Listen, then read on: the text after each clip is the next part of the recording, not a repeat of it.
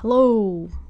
Hello. Welcome. Don't mind me. I was just messing around trying to get the Kanban plugin to work on my Obsidian thing. Oh, hi. Hello. Hi.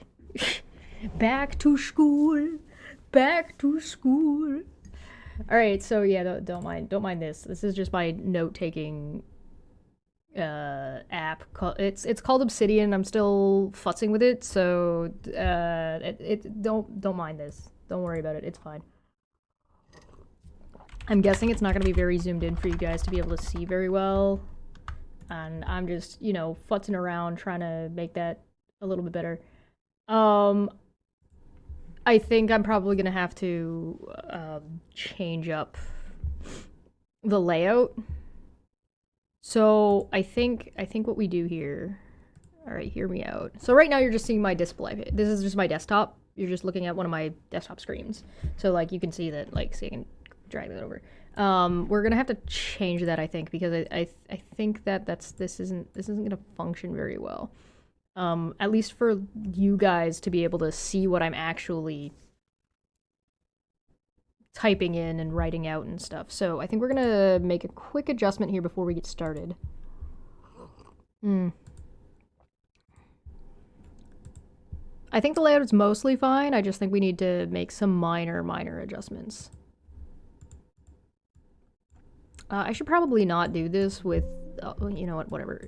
What's gonna happen? You guys are gonna see my fucking, this? Oh no. Here's my YouTube studio. Don't look at it, don't. It's fine, nobody cares. All right, there's a, excuse me, there's that one.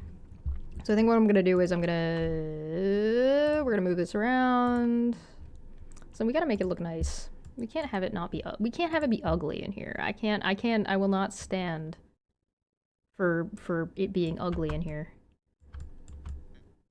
Yeah, there we go. How's that? That's pretty good, right? Make it nice and bigly goodly. All right, then we're gonna add another one. I forgot I still have these in here from yesterday. Don't tell Dapper. Don't tell him. You can't tell him. Don't do it. Do another NDI capture. There we go. Add that to here. Don't you guys love live action production? Isn't it great? Isn't it great? No? You guys don't think so?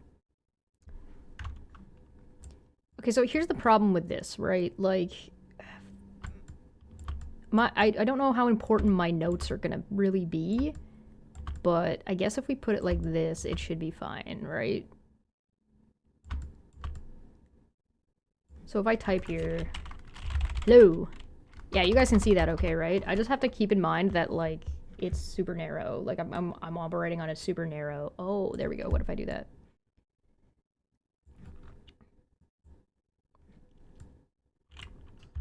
Get a little smaller. There. How's that? Is that good?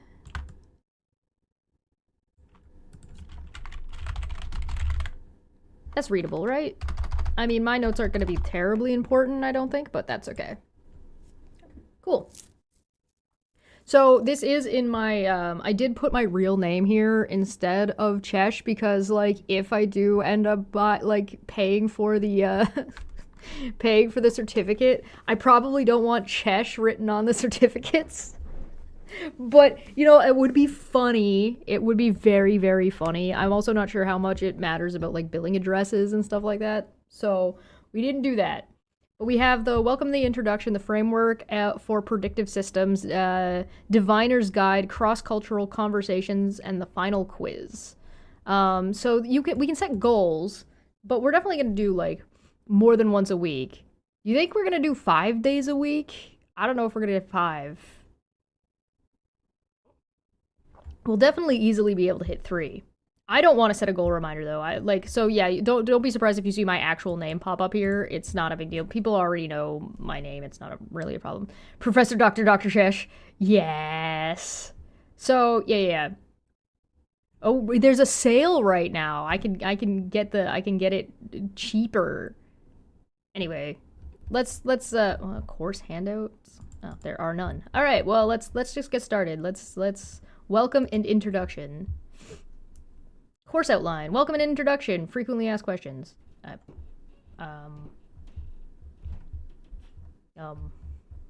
It's fucking nothing. Okay, welcome and introduction. Okay, welcome to Omens, Oracles, and Prophecies, part 1 of a 3-part project on EDX called PredictionX. In the grand scheme of PredictionX, the material in this part comes first, chronologically, though rarely are these things so linear. For example, in this course alone, there are prediction systems that range from not having been practiced for thousands of years to ones that are still in practice today.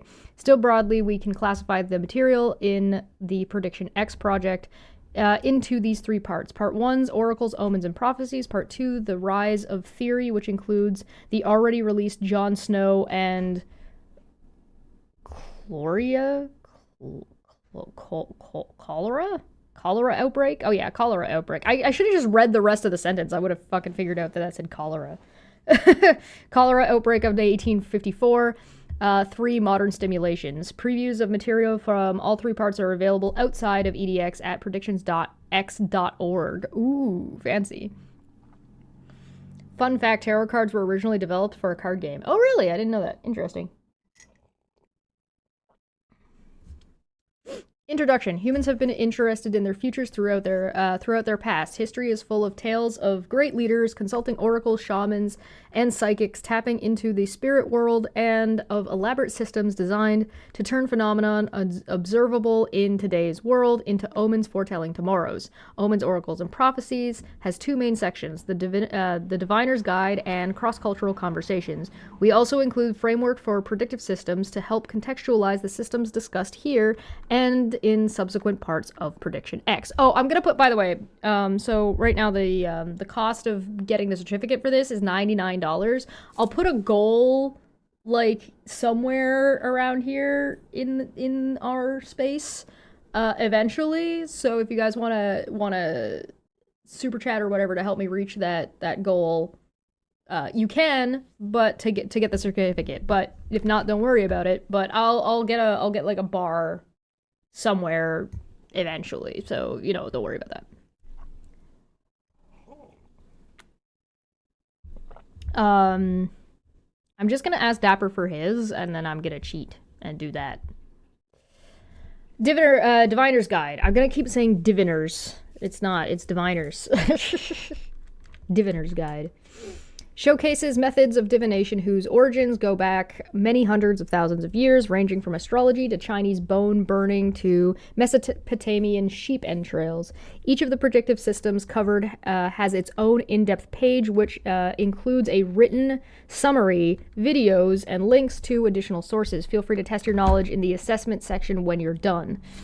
Cross-cultural conversations presents interviews with Harvard experts on the role of prediction in different cultures on different continents over millennia. By putting these histories and perspectives in conversation with one another, we investigate the similarities, differences, and changes in divinatory and predictive systems throughout the world. We encourage you to explore this material at your own pace. Frequently asked questions. What's the schedule for the course? You have until the end of the course to complete all the required assignments needed for the certificate. See the course end date on the homepage. How do I pass the course? In order to pass the course, you need to complete the final quiz and earn a minimum of 70%. If I pass, when do I get my certificate? All students who pass and are enrolled in the certificate track will receive the certificate within a week posted deadline. If you finish the requirements for the certificate well before the deadline, you will receive your certificate. Certificates are electronic only. Oh, you have to print. If you want something nice and fancy printed out, you gotta go and get it printed yourself. Fair enough. I think that's fine. How many attempts do I have with each question in the final quiz? You only have 3 attempts for each question in the final. You get 3 tries? And you can only attempt the quiz 1 time. Okay. You only have 3 attempts for each question. All right. I caught a bug or an error in the course. How do I contact the teaching team? Please contact. Okay.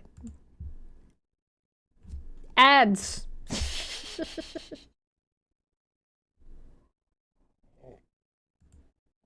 Congratulations. Take a moment to celebrate and share your progress. Guys. Guys, come on. I'm not that bad, am I? Am I that bad?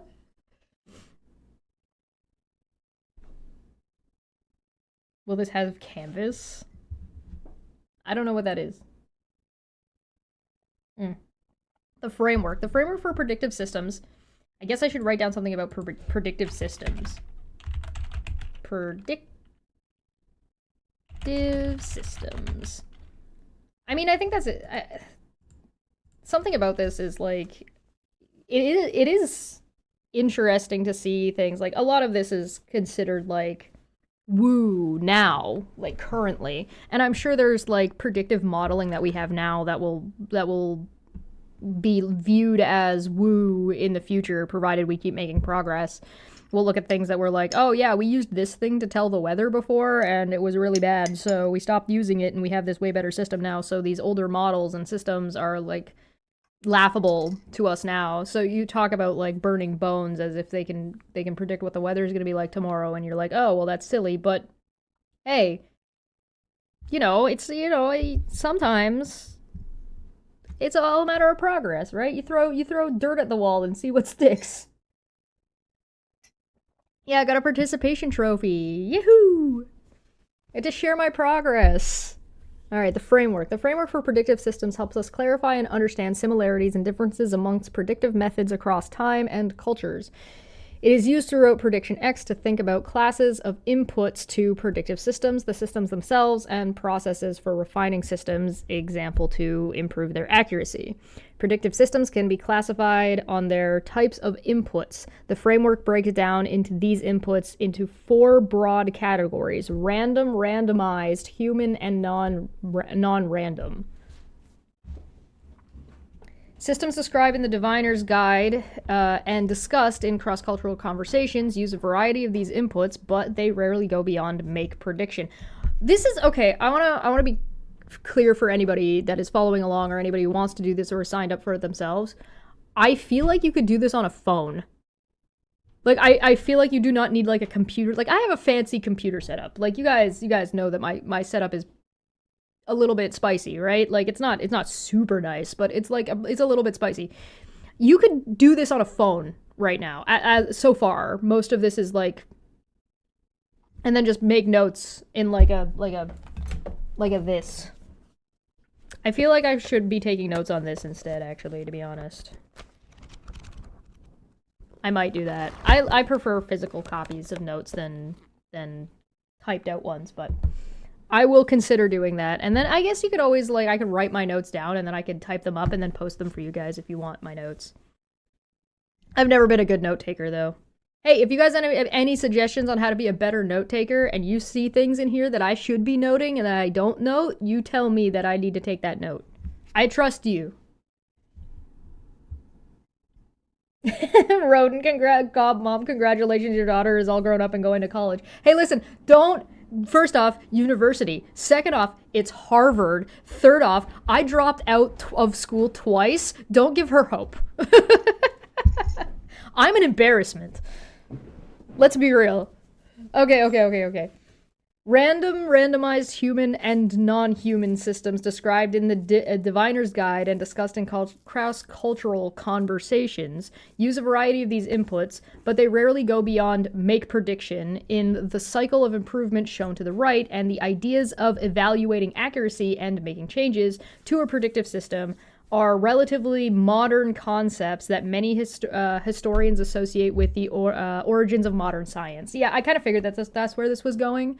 That this was going to get into, like, so science is a predictive model, the same way all of these other things that historically humans did are also predictive models. They're just predictive models that we just no longer use or no longer rely on because we don't trust their efficacy.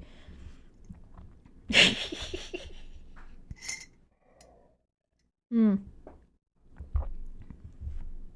mean, listen, you have any idea how long it's been since I've been in school?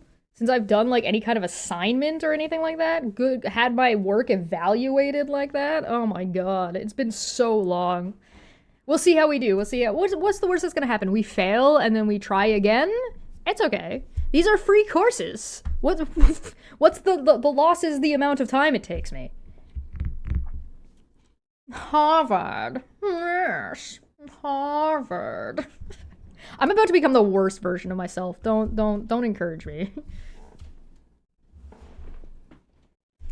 I'm about to just be like, oh, what? You graduated from school? Yeah, well, I went to Harvard. Like, it's hard.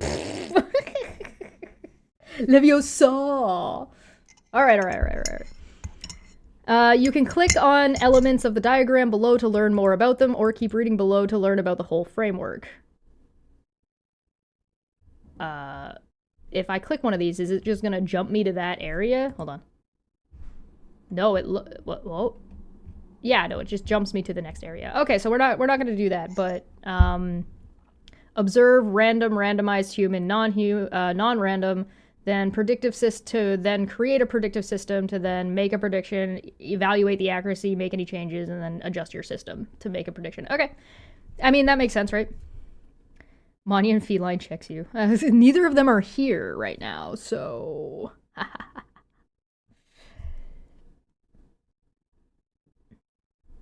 Welcome to Shadversity. We're gonna learn a thing. Next, we'll have you do courses from the University of Tennessee or the University of Florida. We need to see Tennessee or Florida version of Chesh. Oh, no. Florida Goblin. All right, random. There are actually University of Toronto has free courses on EDX as well. So if you're interested in that, Landon will have to start referring to Chesh as my colleague from Harvard. Yeah, yes. Somebody gets it. Somebody gets my megalomania. Let's go.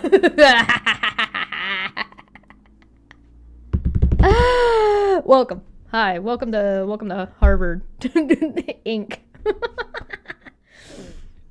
Okay. Random definition. Inputs stem from naturally occurring random processes without any systematic predictability and without any intervention from human beings, sometimes also called spontaneous. Example, Roman bird augury. The first step in augury begins with observing the flight and or behavior of birds. Augurs need to wait patiently for spontaneous flights or cries of the birds to begin, of the birds being watched before they can begin the process of making a prediction. Okay, that makes sense. Comments and caveats. I mean, you would, if observing birds can give you information about your environment, so it's definitely like not totally useless. Like, it's not a useless observation. I don't know if it's going to be able to tell you if somebody like is going to die tomorrow unless you've got a really specific like situation, but you can follow birds and learn things from them. Just want something to place in that frame behind that green piece of paper. Bruh, you can put anything in there. That's why it's there. It's there for, this is for you. That right there, that's for you guys. That's not for me. Comments and caveats. Diviners must wait for scheduled events before making a prediction about the future. One can always debate just how random any system really is. For example, bird flight patterns are well known to correlate with weather patterns, magnetic fields, and other natural phenomenon. For the purposes of this framework, though, we classify systems based on how they were or are implemented by their users. Examples from the perspective of Romans, the flights of birds and calls of birds were entirely random. Yeah, so we might know something now that would mean that, or we would not identify something as being random, but for the people at the time actually utilizing the system, it was random to them. All right, that's fair. That makes sense to me. I think I should put this, the definition of random in here. This seems like a good note. So a naturally occurring, oh my god, there's a U in there, process without systematic predictability, and then I'm gonna put brackets, Roman bird augury. Excuse my horrific typing. There we go. So the next one is randomized.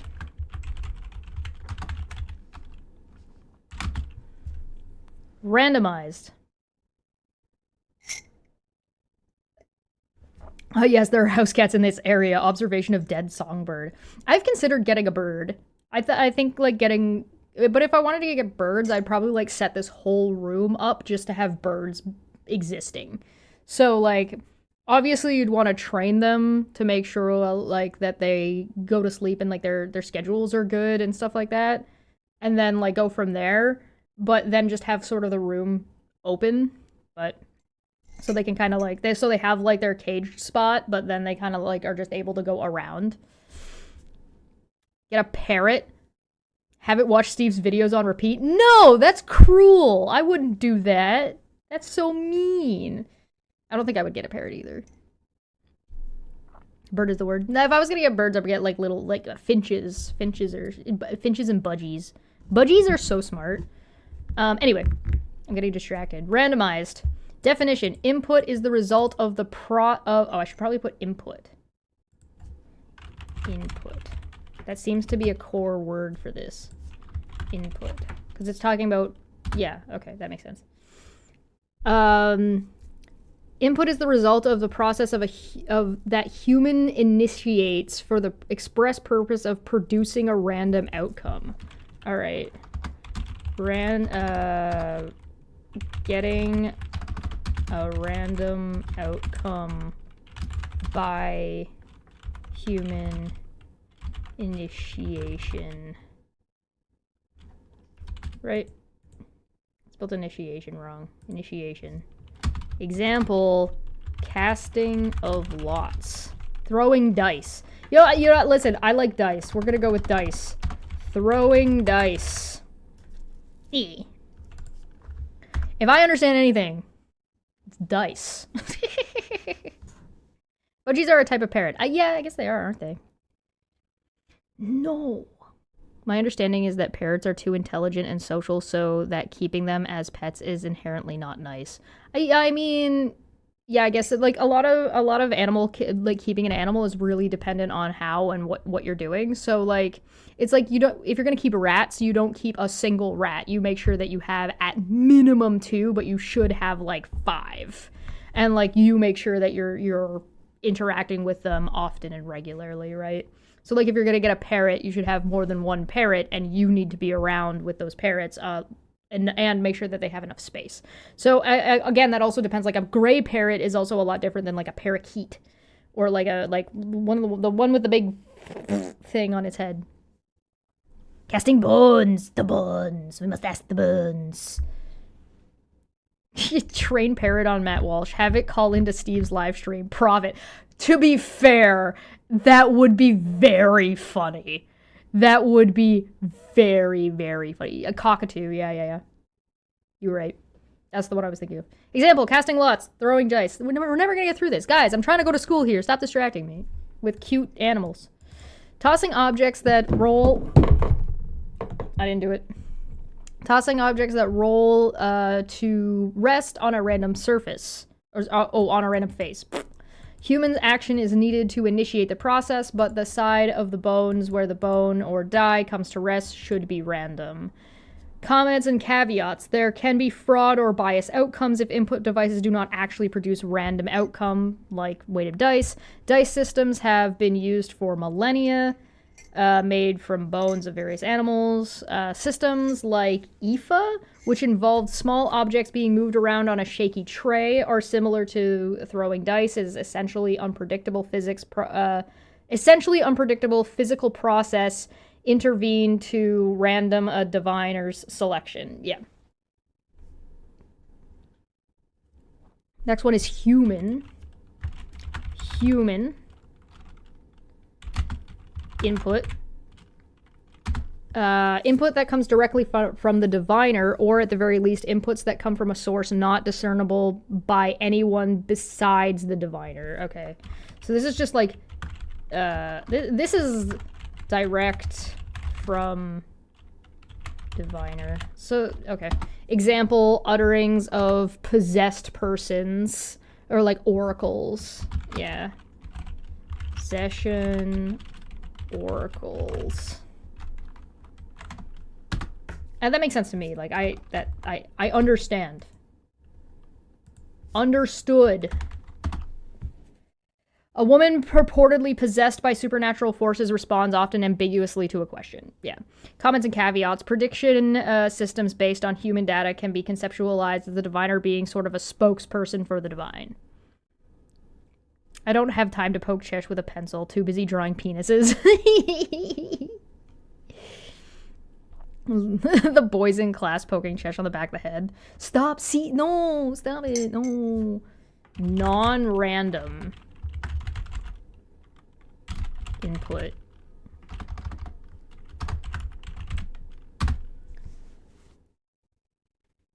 There was a Mythbusters experiment that was halted midway and never aired where rats went suddenly and horrifically cannibal. Oh, really? That's nuts. Definition. Input comes from observations of any process thought to be repeating, predictable, or in some way knowable in a consistent fashion. Okay, so that would be like, yeah, measuring the position of planets. I mean, that's kind of an extreme example, but yeah, that's kind of a big example, a bigger example than I would have thought up. But so that would be like, so what would we put here? Observation. Let's call it like repeatable.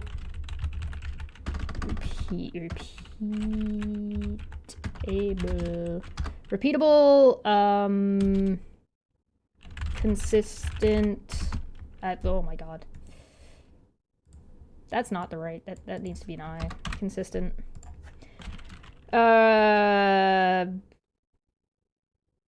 Observation.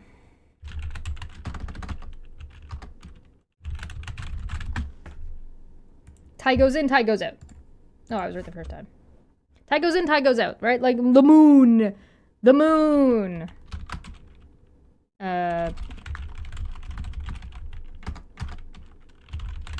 You can measure the tides. You can measure stuff like that. Am I doing homework? Kind of. I'm going to Harvard. This is a Harvard course. Bit of a gray area. Classwork, but at home. I'm homeschooling. This is, yeah, so this is, welcome to the series called Goblin Goes to Harvard. So I've gotten and signed up to one of the free courses that are available from Harvard. This one is called PredictionX, Omens, Oracles, and Prophecies, which is what chat selected. This is the first one that we're doing. We were just on day one, so you got us right at the very beginning. Welcome. And so we're just reading through the coursework. Now, the coursework is going to take me about 3 times longer than it would take me like to do in private because I'm reading it out loud for you. But if I wasn't reading this out loud, I would probably breeze through this a lot faster because I'm actually a rather quick reader. But that's okay. This isn't just for me. This is for you. If you would like to go and sign up for the course, you absolutely can. It's free. So if you want to do the coursework along with me, you can. It's free. There's a link in the description. All right. Example measuring the positions of planets.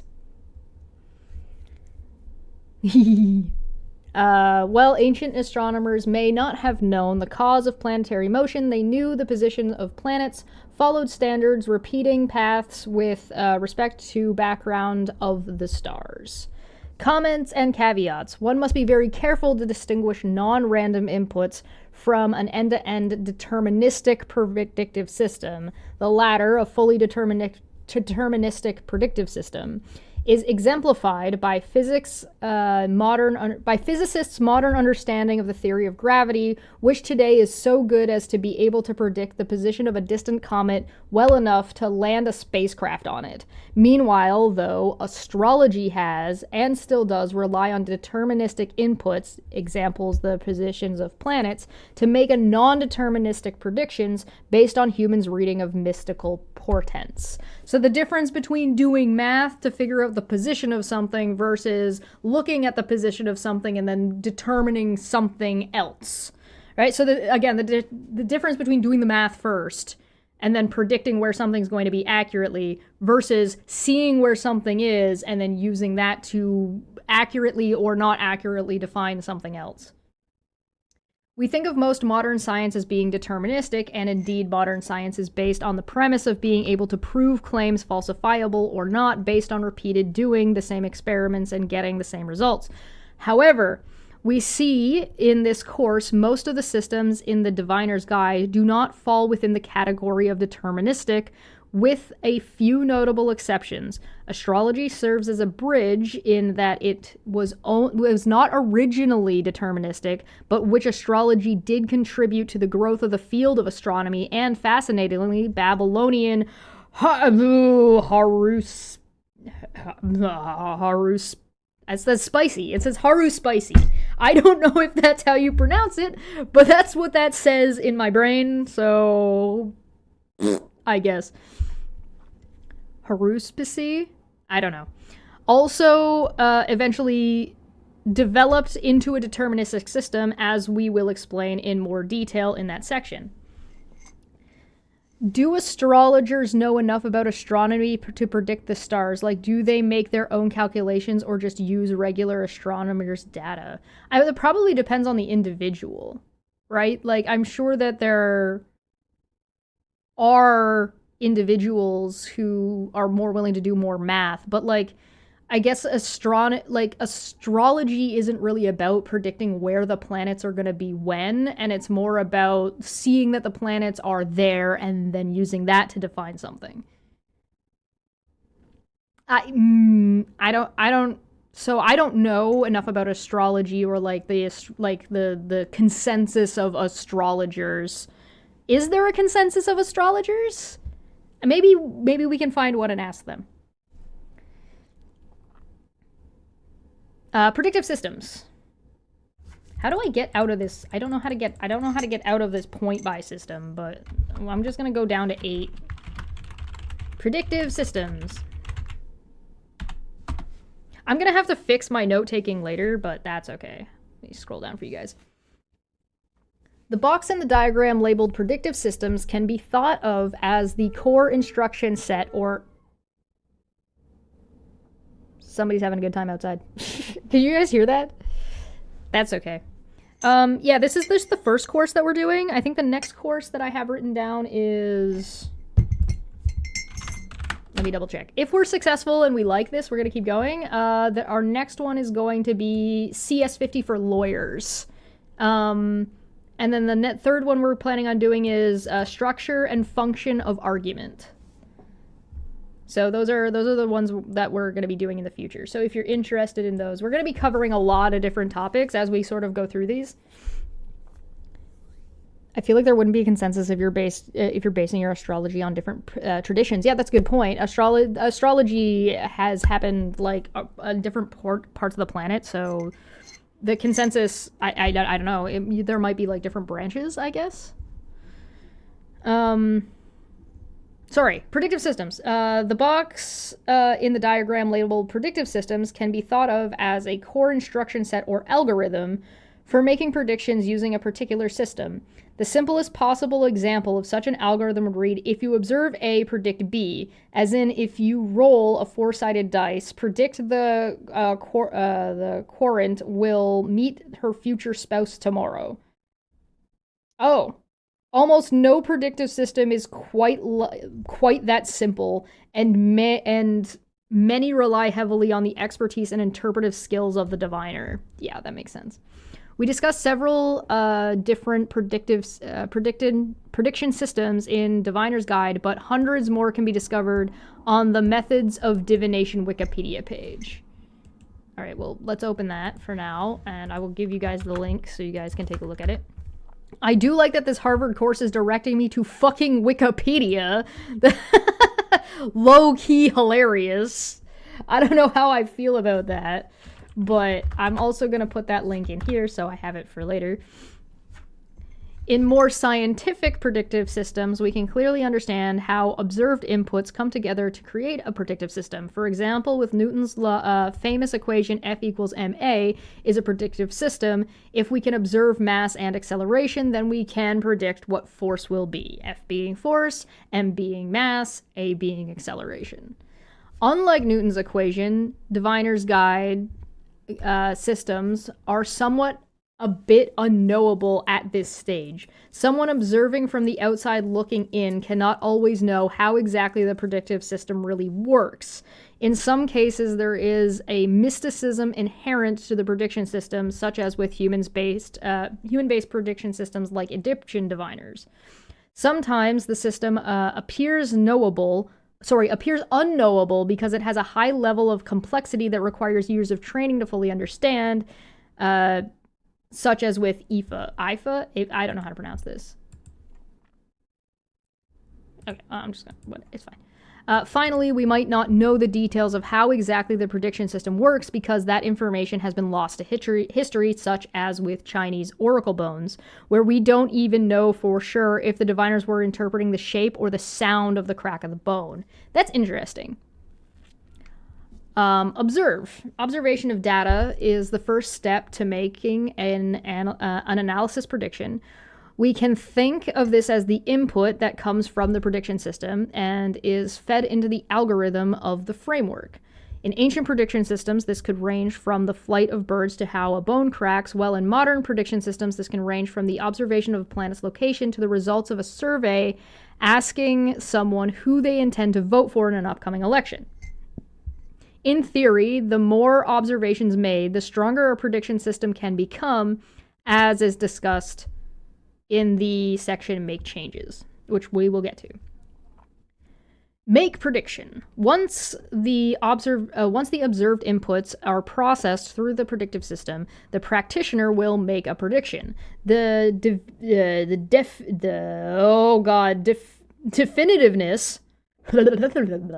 definitiveness and clarity of the prediction system, of prediction varies from system to system.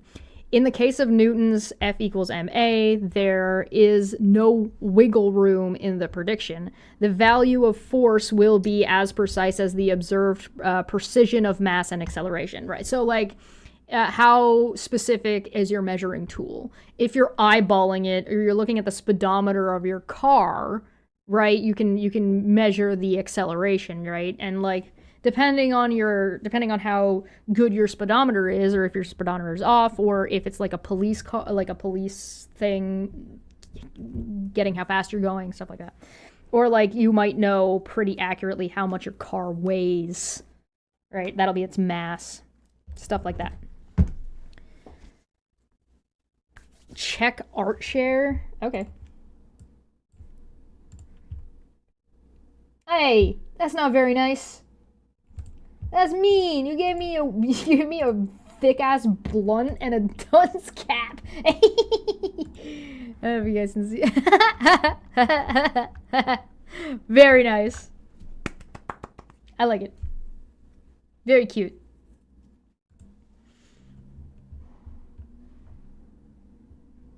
Anyway, here's the Wikipedia. Wikipedia is familiar to people, cite sources, and is comparable to Encyclopedia Britannica in accuracy. Wikipedia, it sucks, is a bit of an old meme. Yeah, I mean, there are parts of Wikipedia that's really good. I think it's a good reference point for general information, but if you want to be specific and reliable, you need to go to the bottom. But that's okay. Oh, it's a chewed up pencil. Oh. Oh, my bad. I didn't realize. It's an eraser at the bottom. I'm just eating the pencil. I understand. Death of the author. It's a blunt. All right. Sorry. Where was I? I was talking about Newton's law. In contrast, many prediction systems in Diviner's Guide incorporate ambiguity, in intentional or otherwise, such as the possible aphrosical, I don't know, apocryphal? Ah! I can read. stories about the Oracle of Delphi, making predictions that can be ironically misinterpreted by the Oracle's petitioner. Yeah, it's kind of like Notre Dame, right? Evaluate accuracy.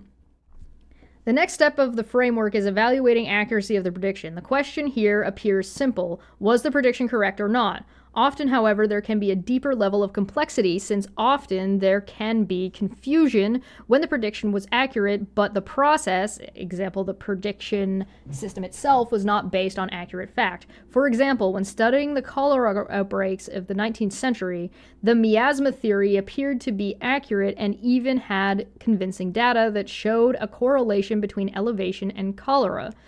Unfortunately, they did not know that they were confusing correlation with causation. Individuals at lower elevations were getting cholera not because of miasma, but because water at lower elevation was generally more contaminated with fecal matter from Thames. The dividing line between Part 1, Oracles, Omens, and Prophecies, and Part 2, The Rise of Theory. Before I go on, we see this a lot when we're discussing people online and we're talking about stuff where people confuse correlation versus causation. Like, this happens.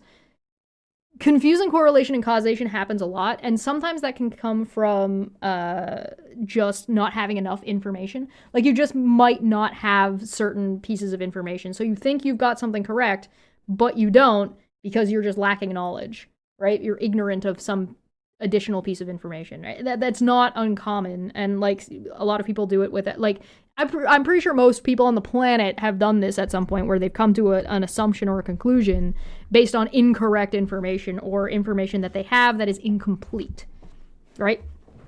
So that's fine. There are also people who do it intentionally, right? There are people who are intentionally trying to mislead or misrepresent an argument or someone's position, and in doing so will...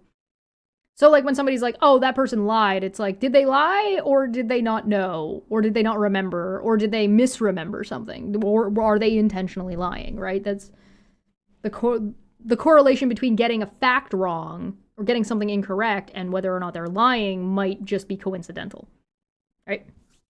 I had a headache, so I took ibuprofen and then prayed for relief. God answer my prayer. Yeah, that's an example. Does Chesh do the devil's lettuce the electric vegetable? Do the devil's lettuce the electric... Does. Now, it's been a while since I smoked weed, but I don't not. If that makes sense. I haven't purchased any in a long time. So I don't not smoke weed, but I haven't smoked weed in like a year or something like that, or 2. By the way, for anybody who cares, I'm gonna be going through and rewatching these and trying to cut out all of my chatter in between. So if you want to watch these through and then turn them into sort of like a bigger video, so if you do want to watch these without my chatter in between, that should be available for you. Eventually, I might make that one a members thing, but we'll see. I haven't made a decision about that yet, so let's wait until we get through this. It'll be a little while before it's available, but that's okay. I haven't purchased weed in years. My friend grows it. That's cool. All right, the dividing line between Part 1, Oracles, Omens, and Prophecies, and Part 2, The Rise of Theory, Prediction Systems, seems to be whether or not they evaluate... What? Prediction systems seem to be whether or not they evaluated accuracy.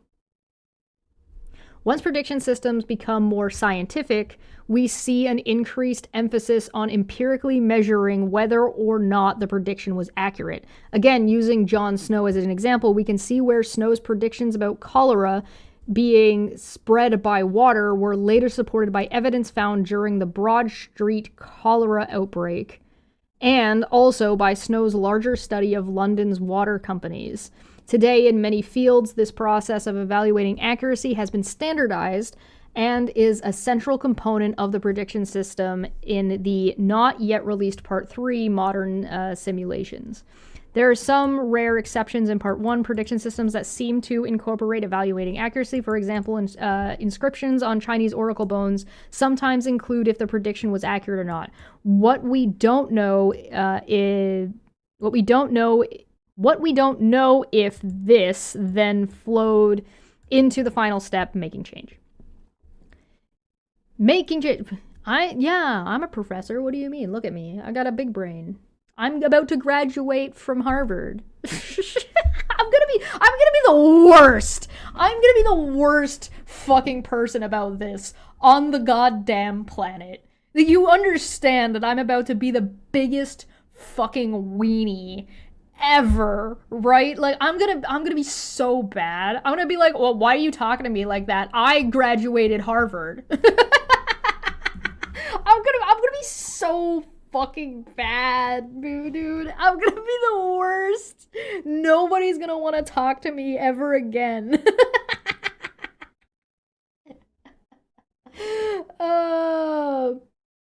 What we don't know is if.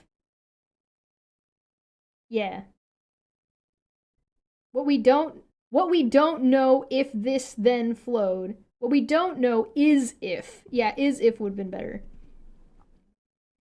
Oh, I'm gonna be the worst. Make changes. The final step in the framework is to make changes to the prediction system based on the accuracy evaluation. This is more of a recursive step than an ultimate goal. An idealized prediction system is never finalized, but is constantly making changes based on any observation that show imprecision in the prediction. This is where you get like the development of the scientific method sort of thing, where we go the transition between like it seems to me that at least this course is emphasizing that there was a shift from older prediction methods to the scientific method, which seems to show the turning point of that shift is a regard to accuracy and accuracy of the prediction, as well as an emphasis on empirically verifiable data. That seems to be what it's saying.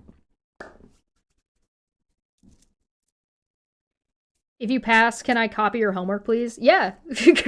I don't mind. Go for it. Do I seem like the kind of person who cares if someone else cheats on a test? I won't tattle, I promise. The Harvard crest. Listen. Similar to evaluating accuracy, making changes to prediction systems is not normally a feature of Diviner's Guide systems. However, it should be noted the historical evaluation of almost all of these systems is undocumented. There is not a clear written record covering hundreds of years that describes Aztec rituals came to be in their final form prior to the Spanish conquest, for example. Thus, it's possible many of these systems changed and evolved throughout their existence, though not necessarily by evaluating the accuracy of their predictions. This is in contrast to many modern-day simulations, which are based on constant, never-ending, iterative learning and changing in order to consistently get more accurate prediction. Is this how Ghostbusters started? Probably. One final note, we do not mean to be dismissive or condescending to systems in this part of PredictionX because, so you do it in a different part? Are you dismissive and condescending in a different part of the PredictionX? Sorry, my sass is coming out, I apologize. Because they do not go through the stages of evaluate accuracy and make change. While it is true, prediction systems have progressively improved in validity and at making more accurate predictions, though not always in a perfect chronologically linear way, there are other purposes to prediction systems besides making accurate predictions. Right. As seen when we go in depth in each system in the Diviner's Guide, prediction systems serve many crucial purposes. The passing of specialized knowledge from mentor to apprentice, the building of a sense of community, and the legitimation of power are just a few of the non-predictive purposes of the system we discussed in Diviner's Guide. We did it! We read this first part. I like this picture. I'm gonna take it. I'm gonna take this picture and I'm gonna put it in the Discord. And I'll put it in educational and political. That's for me for later. How do I get out of here? I did it. I read the thing. Where's the next? Do I go back? What happens when I go back? Is it gonna yell at me? Oh, it's because I clicked on a thing. All right, well, we read this, we read this, we read this, we read this. There we go, next. Ta-da! Table of contents. Ooh! The Diviner's Guide shows methods of divination whose origins go back many hundreds of thousands of years, ranging from astrology to Chinese bone burning to Mesopotamian sheep entrails. Each of the predictive systems covered has its own in-depth page, which includes a written summary, video, and links to additional resources. Feel free to test your knowledge using these assessments when you're done. Get started by exploring the table of contents below. Table of contents, astrology, Aztec rituals, casting lots, comets, Egyptian statue, haruspice, I don't know. Ifa or Ifa divination, Maya space-time, oracle bones, oracle of Delphi, Roman augury, tarot, tassography? I think that's tea leaves, isn't it? I could be wrong. That might be tea leaves. Okay, well, we're just going to go through them as we go. Diviner's Guide Table of Contents. I just read this. Table of Contents in graphic form above and listed in text below provides a handy overview of all of the divination systems discussed in the guide. Clicking on a system will take you to a page offering textual and video descriptions as well as links where you can learn more. Use the image place slider on each page to skip around amongst the systems. The tags preceded by hashtag or number sign is in the text of each system page refers back to the framework for predictive systems. The framework gives a high-level overview of how predictive systems work, and the tags are meant to contextualize each system described in the guide within that framework. Hint, the assessments will ask you about how the systems described relate to the framework, and the tags are meant to highlight those connections. Oh, okay, so it's going to tell you, like, so because we have, like, whether or not it's random, randomized, human, or non-random, it's going to tell us which one that falls under in the system. But let's read them and see if we can figure it out. We'll figure it out as we go. What is the story about Egyptian statues used to predict the future? I don't know. We're going to find out. We're going to learn.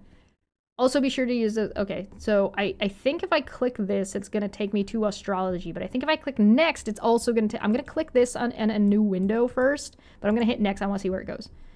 Oh, hey, yeah, upgrade. Anyway. Okay, yeah, hitting next is the way to go. That just took me to this. Okay, that's fine. All right, so before we go on... Oops, that's the Wikipedia page. All right, so before we go into astrology, I'm just going to give us a quick break. I'm going to refill some tea, and I'll be back in, like, a couple of minutes. Like, I won't be long. But I want to take, like... We're at the hour mark, because we're going to be at this for a couple of hours. I want to take little breaks, so my... Because I gotta rest my voice a little bit, so... Usually every 1 hour, we're going to take about a 5-minute break. So, you know what I should do is I should set up a timer. So let me do that. Let me set up a timer real quick. So that way we have one.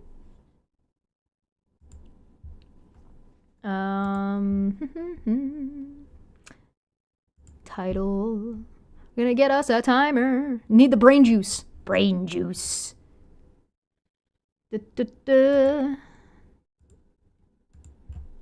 Here's a timer. If I hit play on it, what's it gonna do? Settings. All right, we want a duration 5. Nope, hold on. Duration 0.5. Okay. All right, it is counting down. All right, cool. we're going to...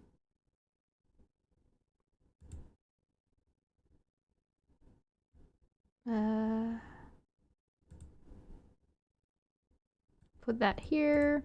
We're gonna put this on screen. Hey, look at that. Isn't it fancy? So we've got a timer going, so you'll know when we're about to come back. All right, so we got a 5-minute timer.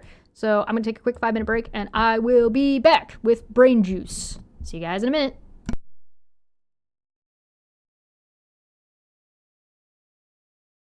Oh yeah, I'm also doing things in the background real quick so we can make this a little bit nicer. So, you know.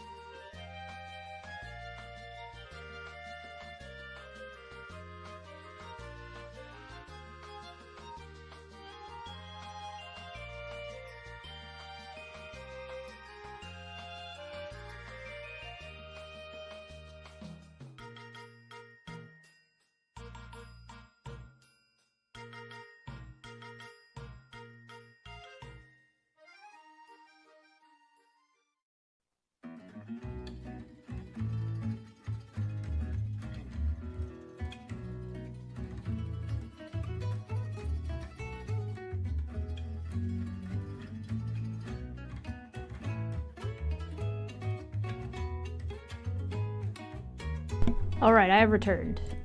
Let's turn that down. Hello! Oh. Get out of here. There we go. Hey! Welcome back.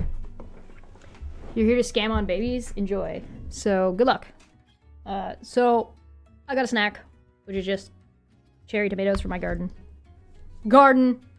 It's not a garden, it's just plants in pots. My plants in pots! I also refreshed my tea. So, are you guys ready?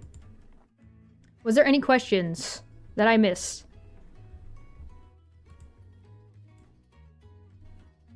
Did I miss anything while I was gone? Probably not. It's probably fine. As foretold. As foretold! Okay. So, I'm gonna make a new tab. Oh my god. Could you get out of here? I'm gonna make a new tab in here. Somehow.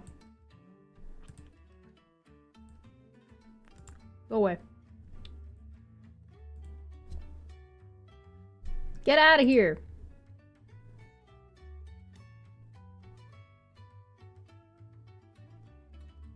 Make a new canvas. Drag from below. Add a note. I don't want to add a note. There we go. Okay, so this one is for astrology. So we're gonna make our astrology notes here. So make sure you guys can see that okay. There you go. So we're gonna make our astrology notes here. We can like make it bigger, make it a little taller. And then we're gonna like attach them to shit later. So we're at astrology. No. Yeah, I'm eating tomatoes. Little tiny tomatoes. I grew these in my backyard from a plant my mom gave me. Oh, really good. Okay. Yeah, I shaved it? Yeah. I did. I don't know if I did. I'm growing out a little bit more on that side of it. I think I missed a spot right here, but hard to see. It's hard to tell. No, whatever. It's fine. Okay. Astrology. How to seek a prediction. Interpret the positions of the moon and planets relative to constellations made of stars.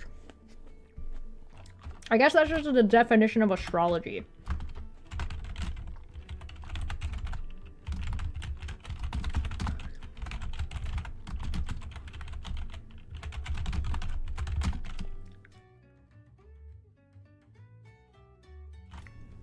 Making predictions based off the location of celestial bodies, right? Cool. Sample equipment. Anything from the naked eye observed to be specialized software. Oh, okay. So like there's like what equipment you use for astrology can basically be anything. New wave blonde babe with half her hair shaved is what I think when I see her hair is song lyrics. I mean, I don't think I'm gonna be blonde anytime soon. Circuitry into the side of my head. Because tattoos are expensive. I don't even have a puck tattoo on my wrist yet because I haven't gotten around to it. Astrology, which derives from the personal astrologer. So you call somebody who does astrology an astrologer. Okay. Astrology, which derives from the Greek word astrologia.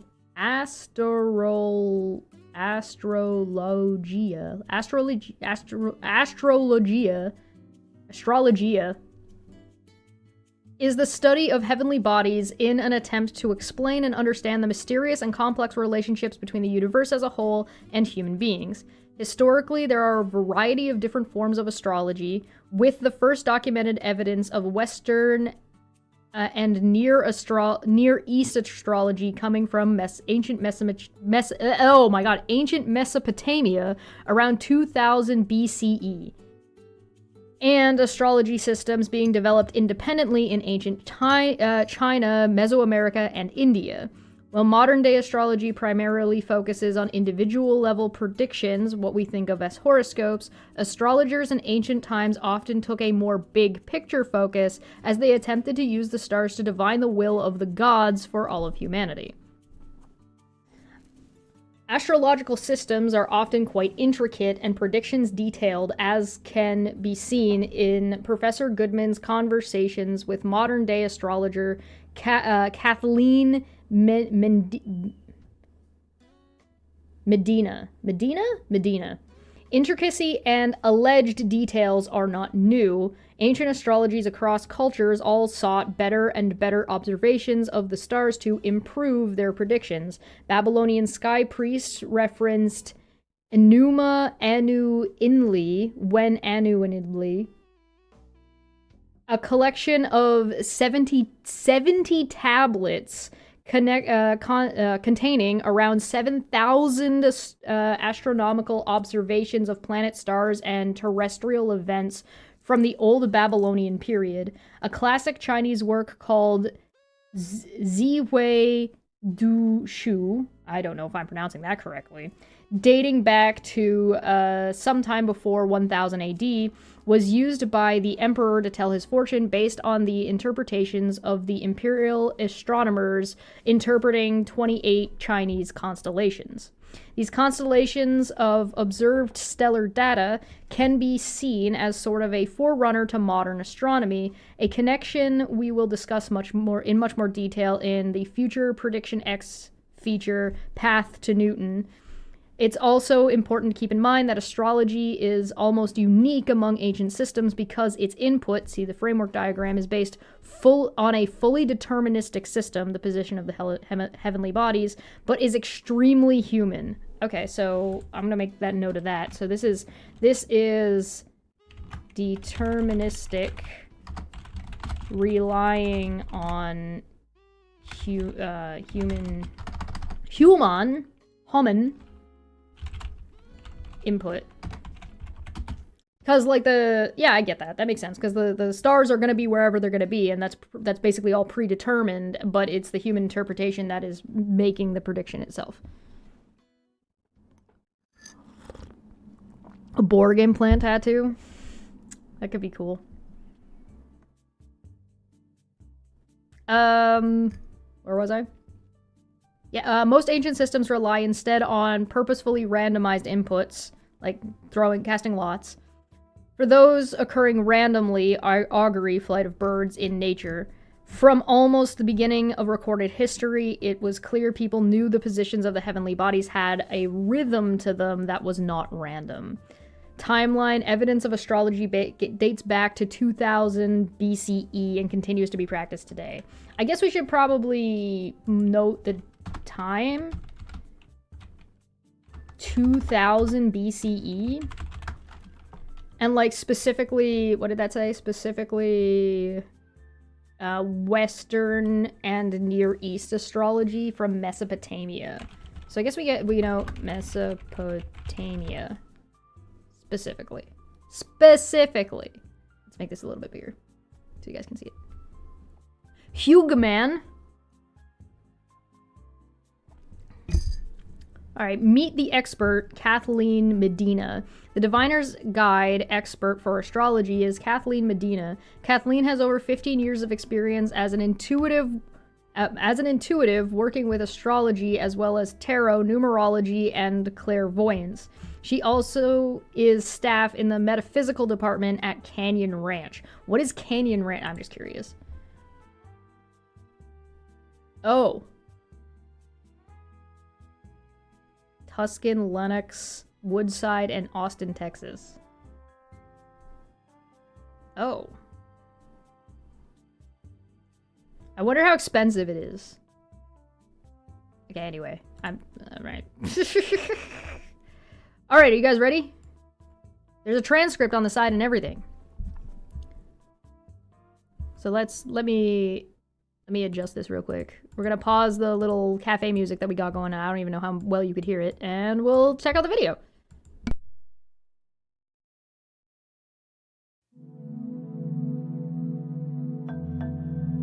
A lot of times when we're talking about this PredictionX effort in many different venues, people say, oh, you must be doing a lot about astrology, because they know I'm an astronomer. Right, right. And I say, no, actually I know nothing about astrology, but given how many people are very, very interested in their own horoscope today, and people have been interested in that for generations, we really thought it was important to include an expert astrologer, modern astrologer, in the course, not Isaac Newton, who's an expert old astrologer. When I think of astrology, I think of it's man in astronomy. I broke it. You know, it's this kind of how it might Help! I broke it. I'm sorry. I just wanted to make it easier for you guys to see. Oh, look at all the language options. That's cool. I'm sorry. I apologize. I'll see if I can just, like, I don't think that makes it any bigger. Did that make it any bigger? Oh yeah, it makes it a little bit bigger. Alright, I'm sorry, I'll start it again.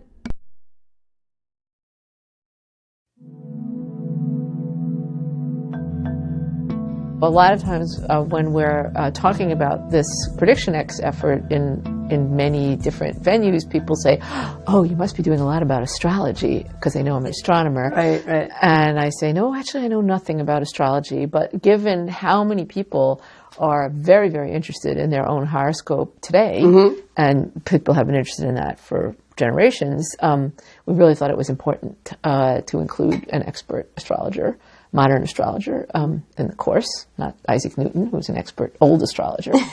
When I think of astrology, I think of it's man in astronomy. You know, it's this kind of how it might affect that person. Yeah. Those planets around that person. So when we look at a chart, we are looking at the center as if you were standing in the center, and the center's Earth. Okay. Okay, so obviously, you know, the social. I think that's kind of interesting. It's taking like a geocentric modeling around the way the prediction system functions. If I'm understanding that correctly, like the Earth, you are at the center, and then the Earth is you, and then the celestial bodies are moving around to then predict what's going on for your individual thing. I guess there's like a degree of like, to me, I guess, and this is just my interpretation, I think it's a little bit silly to think that the celestial bodies are going to predict what's going to... It makes more sense to me, like, what Chinese astrologers were doing. It makes more sense for, like, the celestial bodies to have more to say about larger global events than I would suspect that they would have anything to say about like, the individual, like any random individual. And like from their perspective, having the celestial bodies be able to predict something that's going to go on with the emperor makes more sense, because what happens to the emperor is what's happening to the country, right? Or what's happening to that location. So because the emperor is so important, right? Especially since, if I am understanding correctly, the emperor was sort of like a god connection sort of thing. So not unsimilar to like a pharaoh, I guess, where they're like destined by the heavens to rule over the people or whatever. So like that makes sense to me more than it does for like the modern horoscope in the newspaper to be affecting. Yeah, it reflects cultural priorities too. Yeah, that's a really good point. When it reflects cultural priorities, the priority of ancient China was about the prospering of the nation, right, of the empire, as opposed to this obsession with the individual and this individualistic philosophy that permeates particularly Western culture and particularly the United States, which we have noticed has been very much to the detriment of the United States specifically right now. So there's not as much like collective working together, because that sounds like communism. But you know, whatever. Of course the gods care if Becky from next village likes you back. Right, exactly. So it like, to me, it makes more sense. Like, what the Chinese philosophy around this makes more sense to me than, like, the current Western ideas, at the very least. Like, I understand it better. Using it as, like, a way to decide what's going on in your own life as an individual doesn't seem to make as much sense to me. Of course, it's geocentric, it's egocentric. Yeah, that's a good point. Systems, it would be heliocentric. Right. But when we look at it, we're looking at it from you on the Earth. And what the planets are symbolizing about you. Is there any kind of like physical? Yeah, I think it's arrogant to think that the planets have anything to say about you, the individual. I mean, unless you are the emperor, unless you're God King Donald Trump, I don't think the planets are really saying anything about you, the individual. I feel that seems arrogant to me, but you know, maybe that's just my opinion. I could be wrong about that. It's just the way it feels. Physical connection between the actual pull of planets, for example, on a person and what is forecast for them? Everything's interconnected. Okay. And so that's my sense, and that the movements do affect us. And I'm not sure what it is, but I can tell you after years of working with people in charts, it's uncanny what a chart reveals and what the movements of the planets or stars can say about the person and what's going to happen. You got me very curious now. So I'm not sure what the exact connection. I know there's a connection. Okay. You know, and from observation, personal observation. Right. You know, not just going on faith, but that this is amazing how, you know, certain things. That is kind of a little bit going on faith. I always get like a little bit. It seems this is already starting to sound a little bit wooey to me, and probably because it's astrology. So, like, of course, it's a little bit wooey. I'm fine. Just so, come so over, if out, I over and understand, over. a lot of it is like people have done this kind of astrology for thousands of years, and I don't want to put words in your mouth, but they just kind of learned more and more about what kind of things you can predict from the positions of planets. Exactly. I think a lot of this is in some ways pattern recognition. You know, when you have certain combinations, certain things tend to happen. And now, would the same things happen for all people born at the same time in the same place? No. And that's what that's where it's interesting. So I was just the part where it doesn't work is what the part where it's not actually useful for prediction is the part where it gets interesting. I mean, if you want to, it's like people act differently on a full moon. You know what I mean? And it's like, I guess people are a little bit more rambunctious on a full moon because they can see. You know what I mean? Like, on a bright full moon, you can see better at nighttime than you could, and sometimes it's bright enough to, like, read by. So people are going to be more active because they can see. It's not dark. Whereas there's a new moon and there's, like, barely any light at all, and people are like, fuck that. I can't see shit. Go out on a new moon and you're going to die. Right? Like, so, like,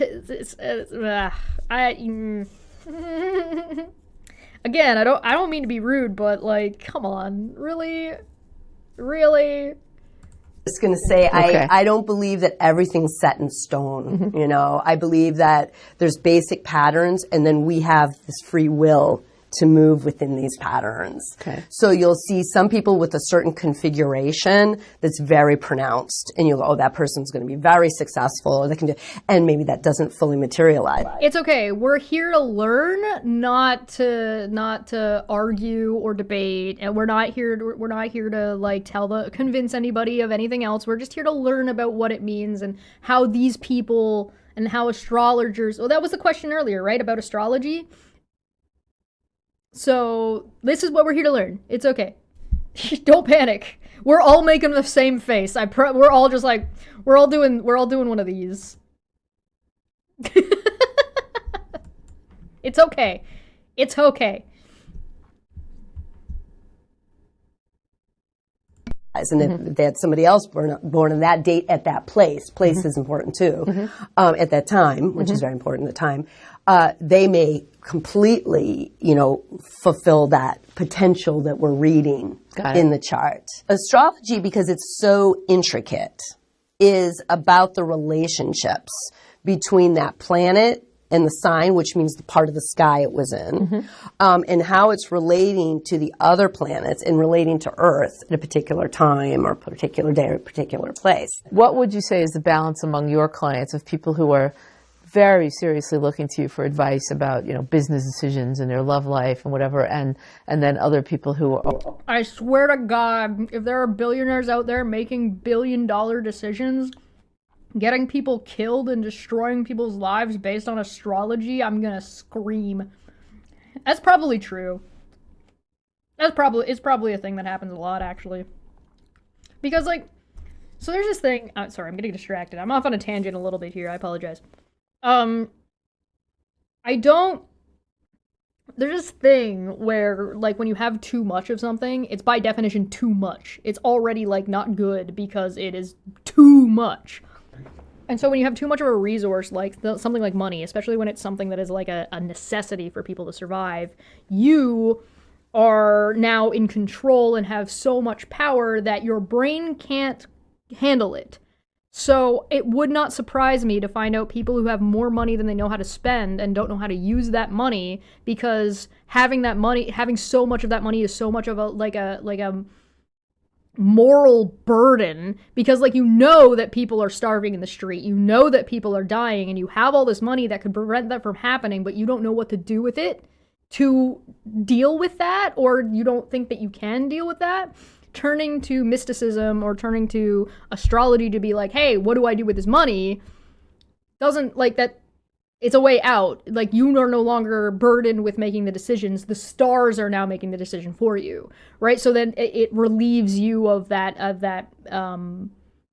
moral guilt, like that guilt, that weight. So it's somebody else's problem. You know what I mean? So there's also stuff like that. So it doesn't surprise me. Or just kind of curious and want to have the experience of knowing their horoscope. In my practice, I would say I'm about 85% more serious. Okay. Right. Guidance, and maybe 15 to 20% more of the curious. Got it. Do you ever give people bad news? Well, I don't look at anything as bad or good. I look at it all as energy. I'll tell people what to look for. Okay. Yeah. I can tell when there's going to be a lot of change. Right. Okay, I can tell when somebody's going to go, they're going to need to let something big go. Mm-hmm. Okay, so I can tell if there's something going on maybe with Pluto working or Saturn aspecting Pluto, that they're going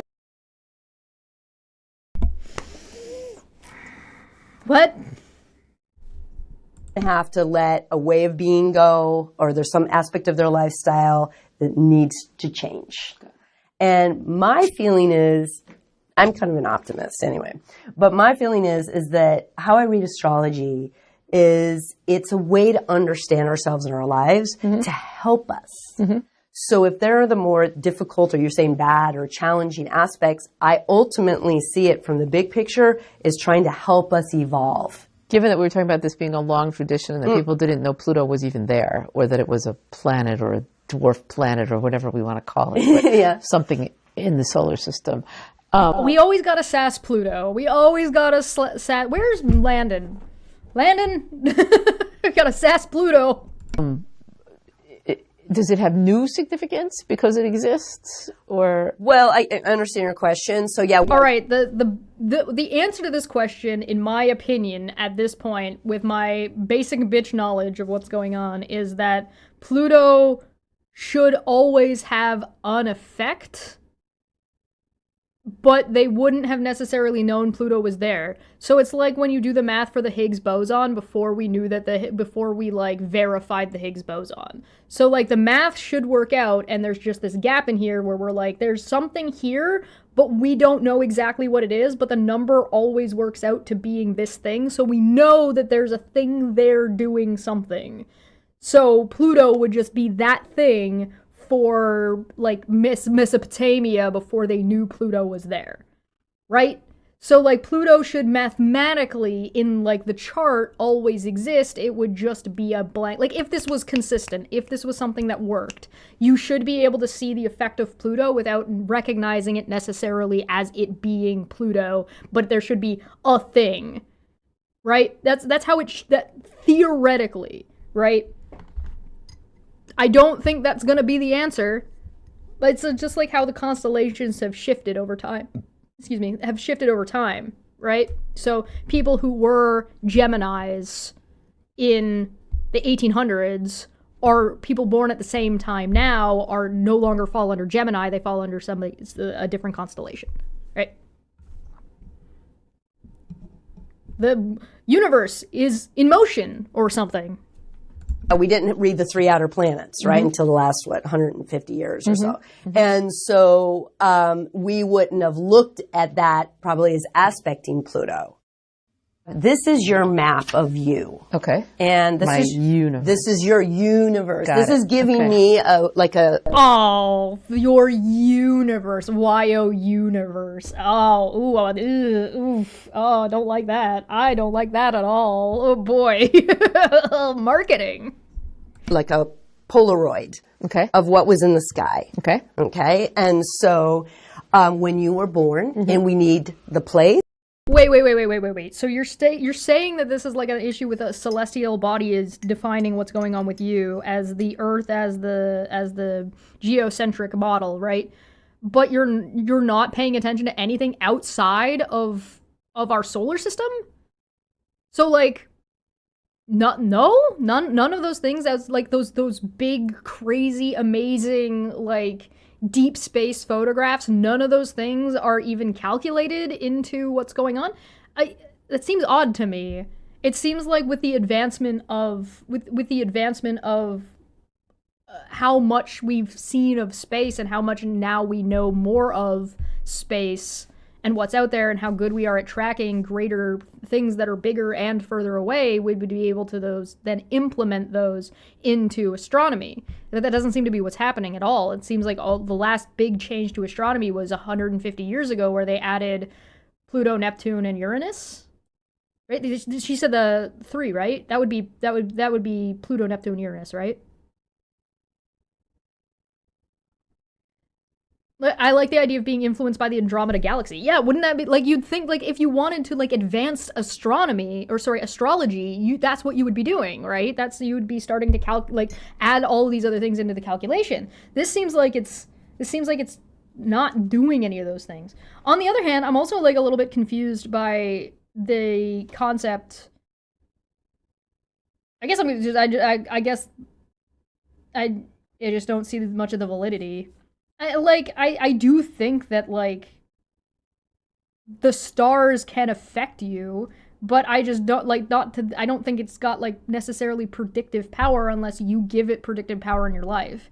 So if you're, like, you look at the moon, and the moon is waxing or waning, and you're like, when it's waxing, I'm in a bad mood. When it's waning, I'm in a good mood. Then you're setting yourself up to be in that mood based on that. And I mean, you can do that. I'm not gonna tell you can't. But like, gravity waves from a black hole, yeah, like you would think, like, can my horoscope be based on like the position of black holes? Like that could be interesting. And, like, gravity affects things. So, like, what happens when we put shit into the solar system? Does it fuck with astrology? Theoretically, it should, right? Maybe if it's small enough, like, it won't be a big deal, but if we put, like, I don't know, how many tons of shit in our orbit, and the orbit of Earth, does it not fuck with, like, the astrological power? The energy, I think is the word she used. So like if we fucking like have a bunch of fucking Starlink fucking in the sky, does that fuck with shit? You would think that would fuck with shit, right? Poor me, I will miss the violent dance when the Milky Way and the Andromeda Galaxy clash in the far future. I know, right? That'd be crazy.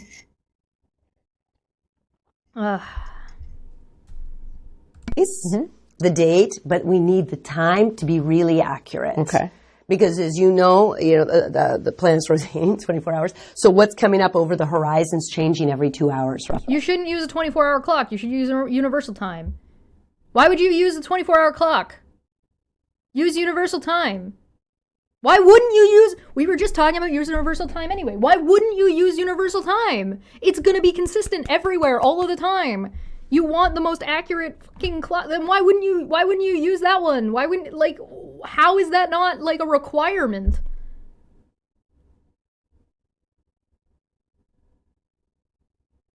I read a thing last week that said things have changed and you might not be the sign you think you are. Oh, yeah, that's probably related to the shifting of the constellations, but from my understanding. I don't know.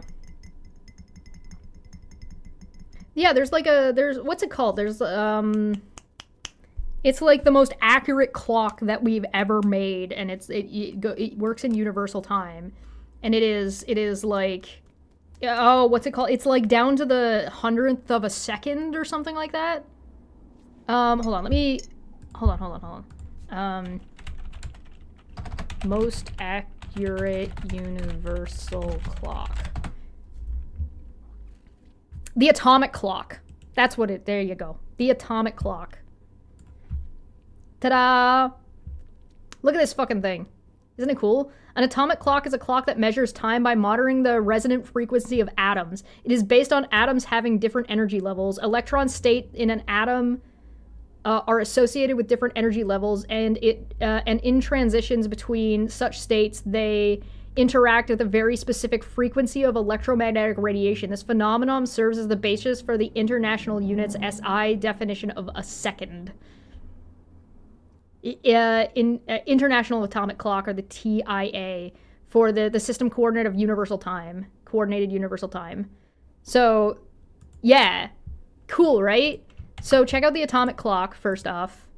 Here's a link.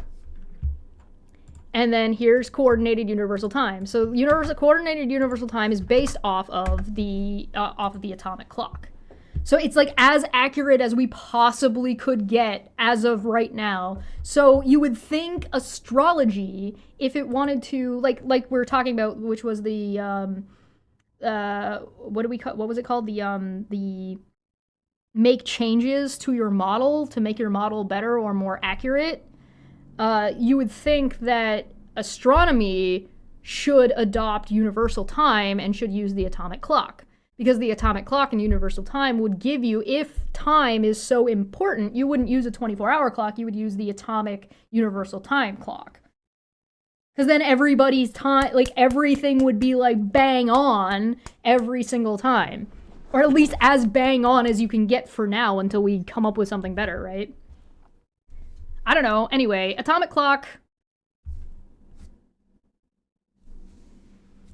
Maybe go to an if you've ever done astrology or gone to an astrology person before, an astrologist, maybe go and instead of taking them your birth date on your birth certificate, the time that you were born on your birth certificate, go and find out what the time was on a universal clock, and give them that instead and see if it changes anything.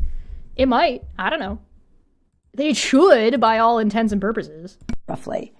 And that's called your ascendant. Mm-hmm. This sets the tone of the whole chart. Mm-hmm.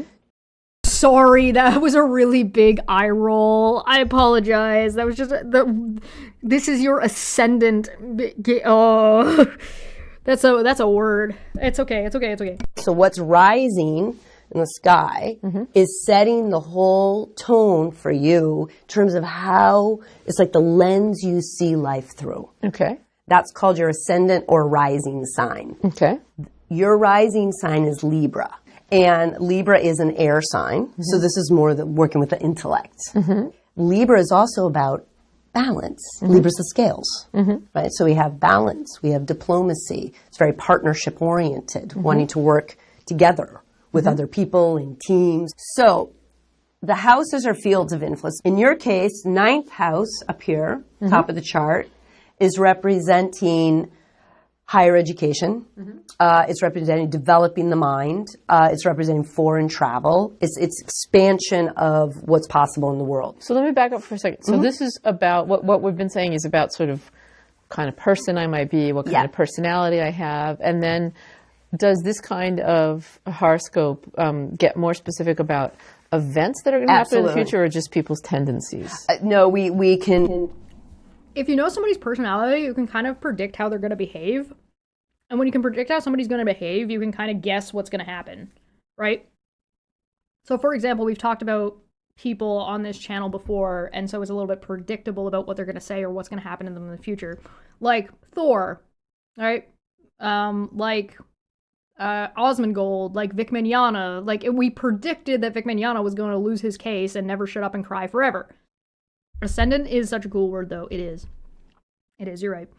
Or like, we predicted that Erin is never going to shut the fuck up. Right? Like, she's, it's because, like, we've seen the pattern of behavior, we recognize personality traits, and so we can model predictions based off of social data, right? And so, like,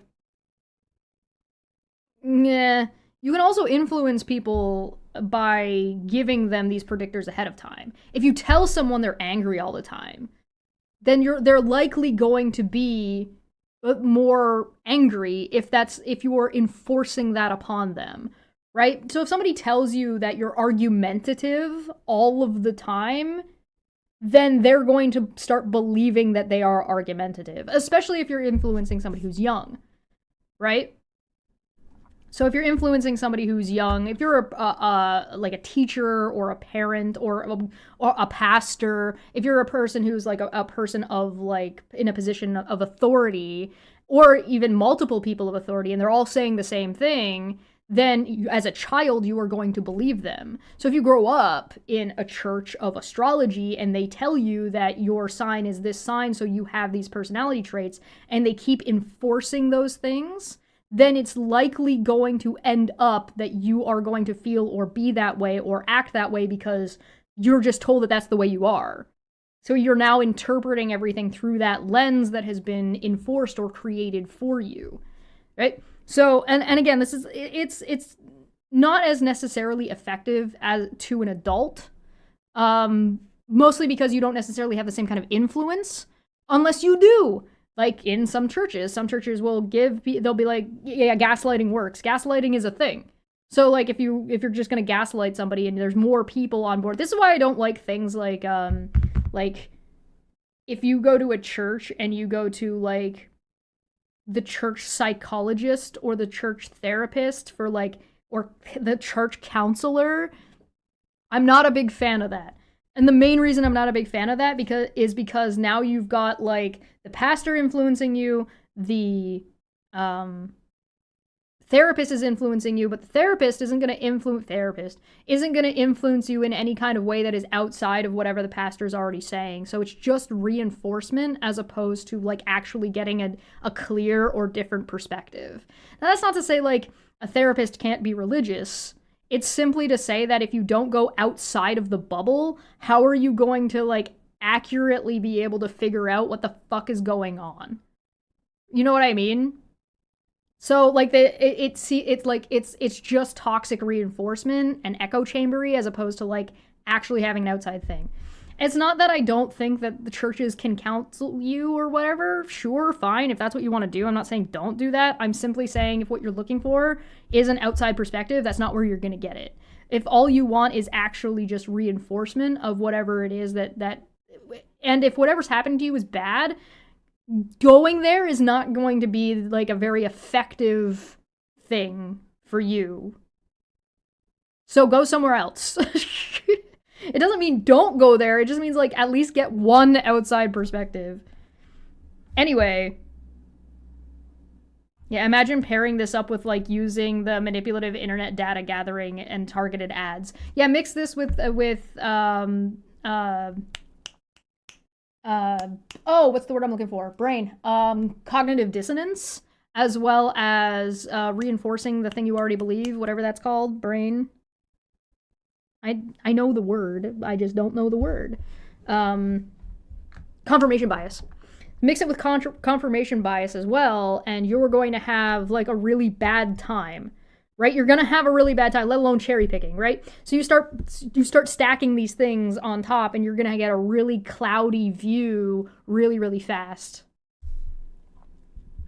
We do both. Okay. So this is your map. This is your star map. This is giving me a blueprint. This is your basic makeup. Okay. As an astrologer to look at it. This is permanent for you. So then what we do is we can look at any particular time in a person's life. Okay. Now, when people come to see me, they're usually looking at what's going on now, or maybe this next year, or, roughly at this time. And so I do what's called a transit. There's different things you can do. I do a transits chart. because it's most literal. It's literally where the planets are transiting, in the orbit, and how they may be aspecting your birth chart. So what we do is when we look at predictions, we're looking at what is that nature and what may be aspecting it. Maybe what is what's another word I can use for that? What is playing on it? Okay. So basically it's another way of saying what's up for you. Okay, yeah, what's up for me? What's up for you? One of the things that does jump at me is that you've had Uranus, this is Uranus in Aries. It's been in Aries since about March. Uranus? Really? We're gonna pronounce Uranus Uranus? Actually? I've never heard it pronounced that way. Is that common? Guys, can I get a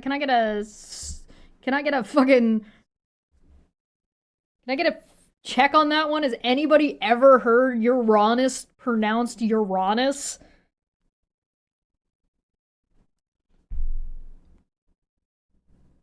I like the idea of using it. I think that like an astrology chart would be a really cool level up system in a video game. Like, I think that could be really cool. Uranus, though? Who? No, you haven't heard it either? No? Alright, it's not just me. I feel a little less crazy, thanks. Your anus. I've heard that one. Alright. Uranus has been in Aries since March of 2011. Whatever that means. The planet Uranus has been in Aries since, I think, March 2011. So about 7 years it's in there. Right? It has an 84-year orbit. And it is working its way through your 7th house. What that tells me, without knowing you, is this could be very interesting, good news for your love life.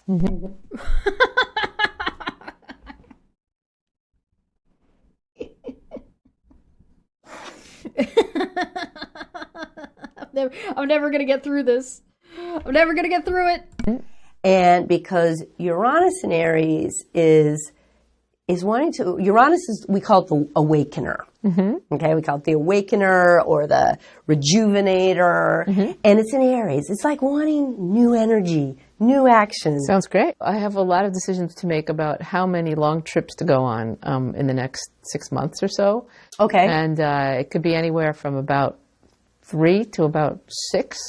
And 6 seems like kind of too much. And is there any reason I should go on every trip that I could go on? So I can see that more opportunities are coming to you. I mean, no question. I like the idea of somebody being like, you have 7 years of good news in your love life. All right, I'm gonna get married right now, and then I'm gonna divorce in 7 years. I like just planning it like that. Sign the marriage paperwork and sign the divorce paperwork dated 7 years from now.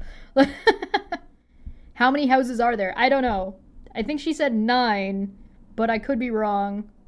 Question. And and travel would be one of them. However, you don't have to take everything that comes along. Right? And there's more of a relaxing into some of this. It's here's one thing I'm going to tell you for sure. Is you need to trust your intuition more. And I'm not just saying that as a blanket statement. I'm saying that to you. Because you have planets lining up in such a way that are suggesting that your intuition is opening even more. This could even indicate Your intuition is opening more? What the fuck does that mean? I don't know what that means. I don't think that means anything. I think those are just words. Spiritual opening. Okay. Some sort of, it could be through a religious study, it could be through an experience, but it's a spiritual opening. It's an opening in that consciousness. This is indicating a lot of intuition. You already are extremely intuitive based on your birth chart. This is the fuck is a lot of intuition? How are you measuring a lot of intuition? What does that mean? Stop! Tied to the travel question. Okay, what does that mean? So this is, I'm not going to say taking it easier. Let me find the words for you. More time at the spa? Yes. And Oh, you know what? excellent. Honestly, I don't. More time at the spa, i.e. more time of traveling to this lady's spa day. I want all of the intuition. I put more points into my insight. I don't, oh my god. Oh, that's the end of it. Okay, we got astrology explained and a free daily horoscope. So we're gonna look at astrology. We're looking at the additional resources here. So we're gonna look at astrology explained. I want to see how long. Oh, it's only 4 minutes. Yeah. We're gonna watch this.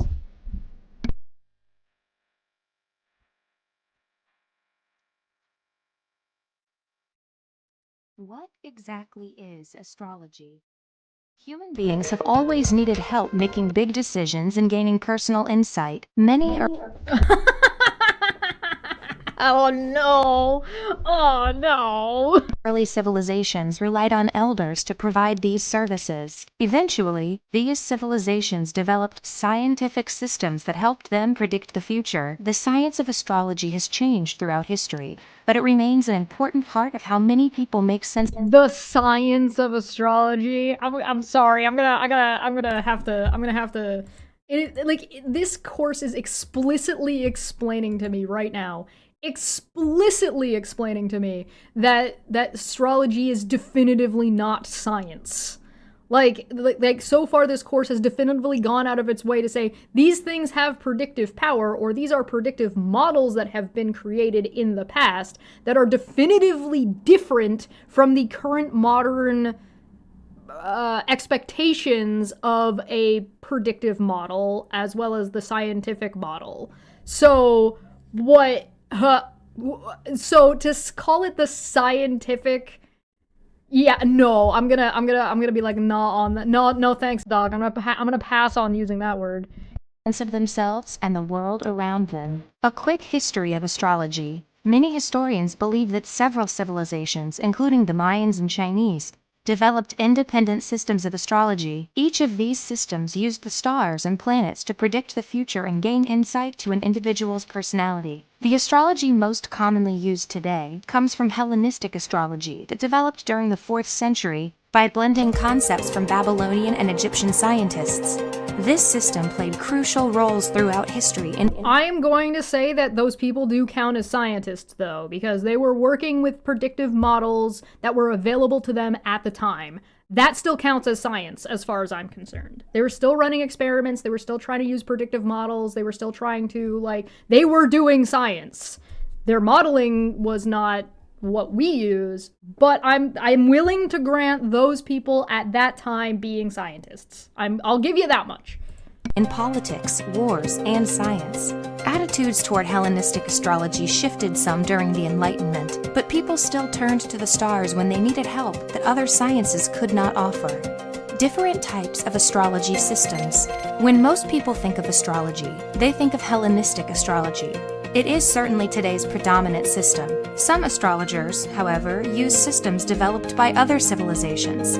These systems include Hindu astrology, which is based on teachings from the Vedanga Jyotisha; Chinese astrology, which largely focuses on yin and yang and various celestial systems; Thai astrology, which Chinese astrology is interesting. uses the Thai lunar calendar to make predictions. Each of these systems have their strengths. Most people today, however, find that modern Hellenistic astrology speaks to them best. Hellenistic astrology systems. Why do I feel like that's more because of, marketing than actual, usability? It could, I feel like we're drawing lots here, and just because, Western people currently, modern Western people, are more used to Hellenistic is, make it more quote-unquote popular. You know what I mean? You know what I mean? Most modern astrology experts use a system of 12 zodiac signs. People born under these signs tend to have certain characteristics. Even laypersons can gain minor insights by learning about their astrological signs. The current system of signs include Aries, March 21st to April 19th. Taurus, April... Alright, please note that this video is 10 years old, so these numbers might not be accurate, depending on your age.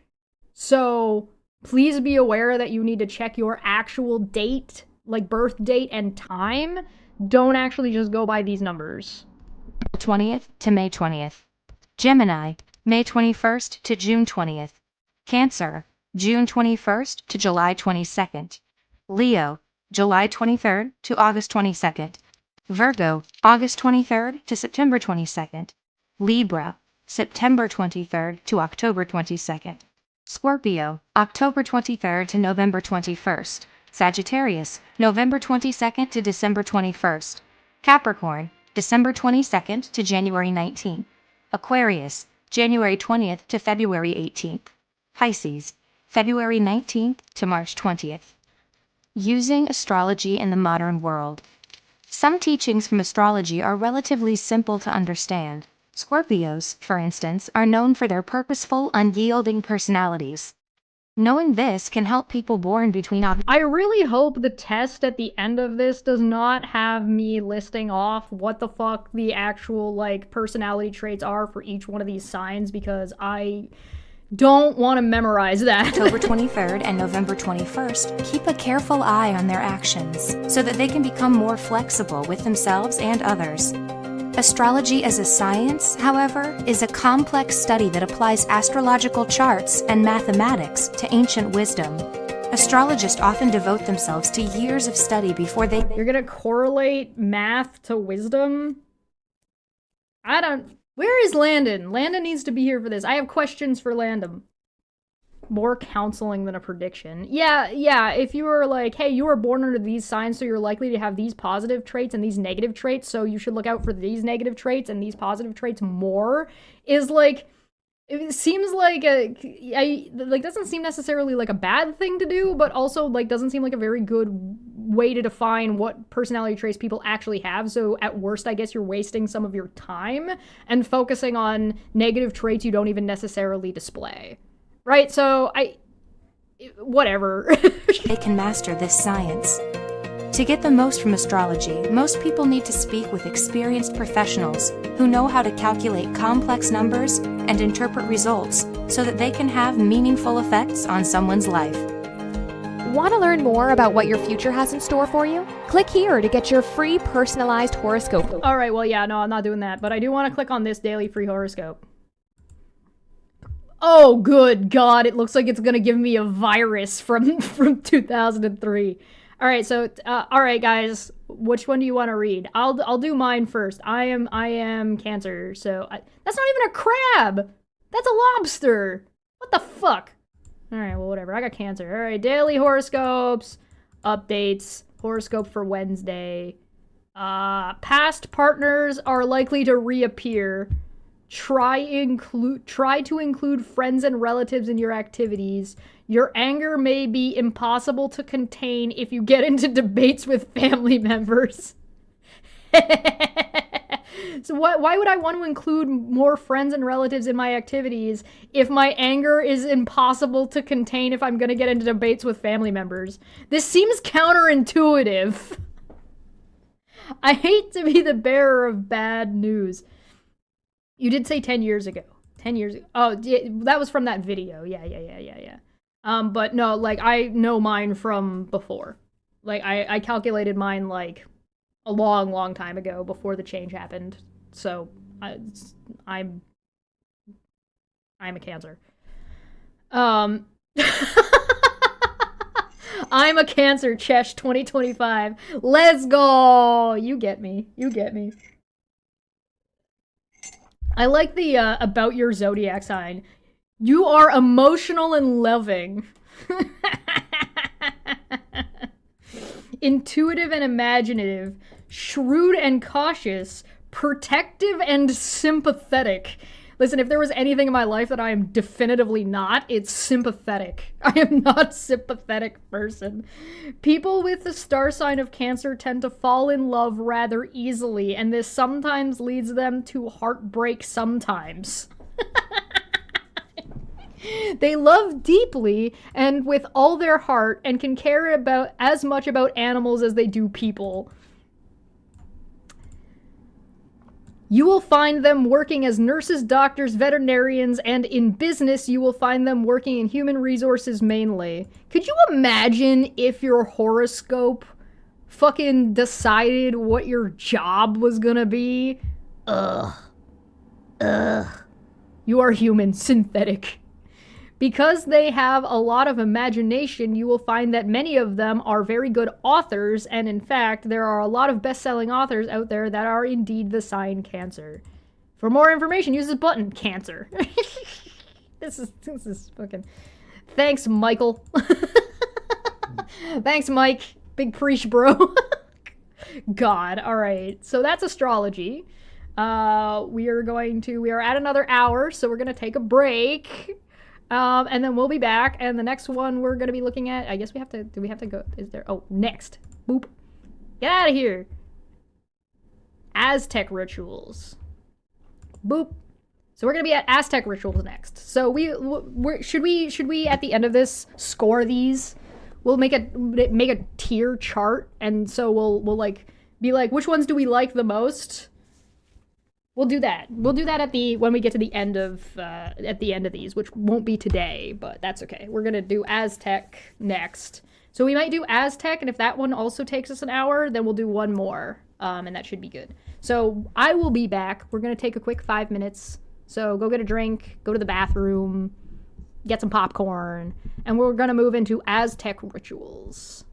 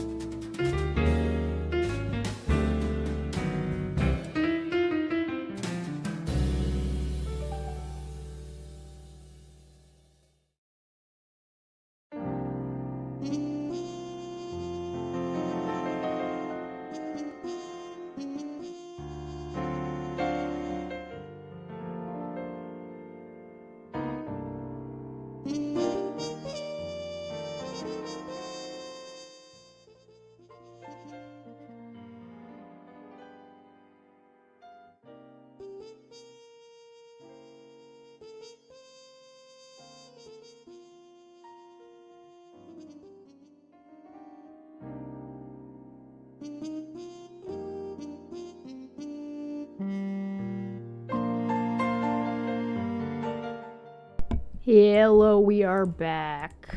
What up, what up, what up? All right, so we're moving into Aztec rituals. I don't know if you can still hear the music a little bit in the background, but it's there. It's vibing. We're chilling, we chilling, we chilling. Okay, so I'll give you the link to the playlist if you guys are interested, by the way, for the music we've got going on right now. There you go. Yeah, no, I'm definitely wearing my Canadian school uniform, which is, you know, flannel. All right, so the next one we're working on is, new, thanks, okay. So the next one is Aztec rituals. Again, you guys have to make sure that you tell me what is and is not. You guys see that? You guys can't really see that very well. There we go. Can I move it? I guess I can. Oh, there we go. There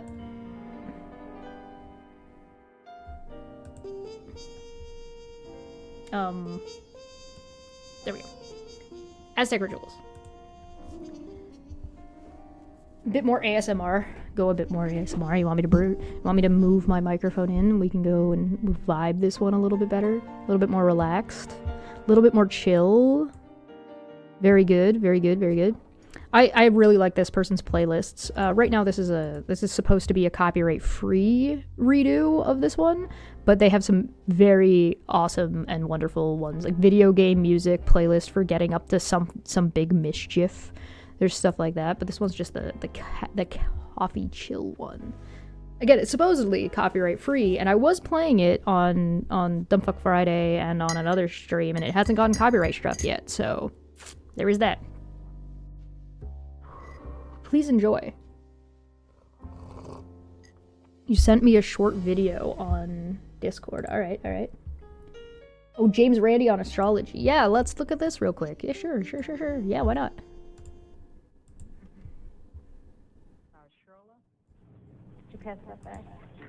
Wendy? For the astrology test, each student was given a detailed horoscope. Robin? Did you pass it over? They were told it was drawn up by a professional based on information they had supplied about when and where they were born.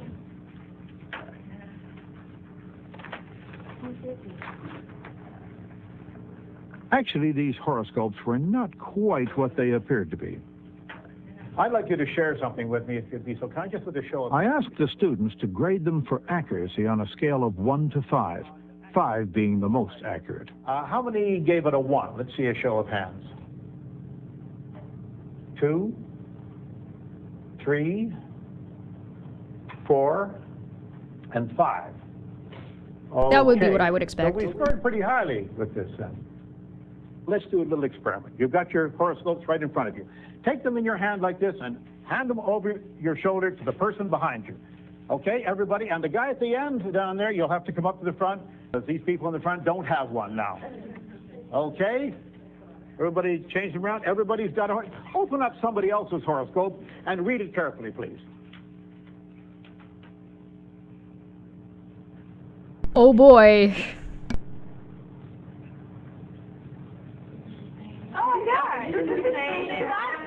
What a surprise. They had all received the same horoscope. Yeah. Pause menu themes to stop and consider your life choices too. Perfect. Perfect video to come up as the recommendation after that. Are they all the same? Yeah, all of the horoscopes were the same. Okay, so we're gonna move on to Aztec rituals now.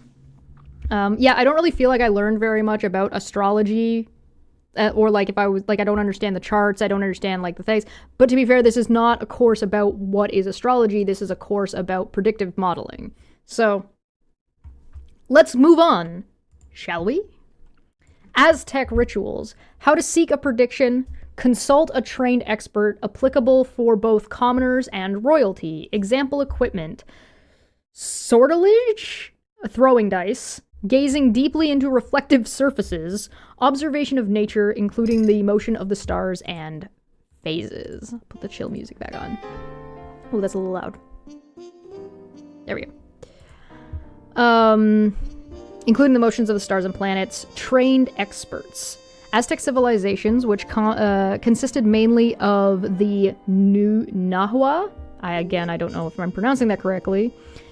People, speakers of the Nahuatl, I don't know, language, coalesced in the 13th and 14th century CE in the basin of Mexico, in and around the modern metropolis of Mexico City.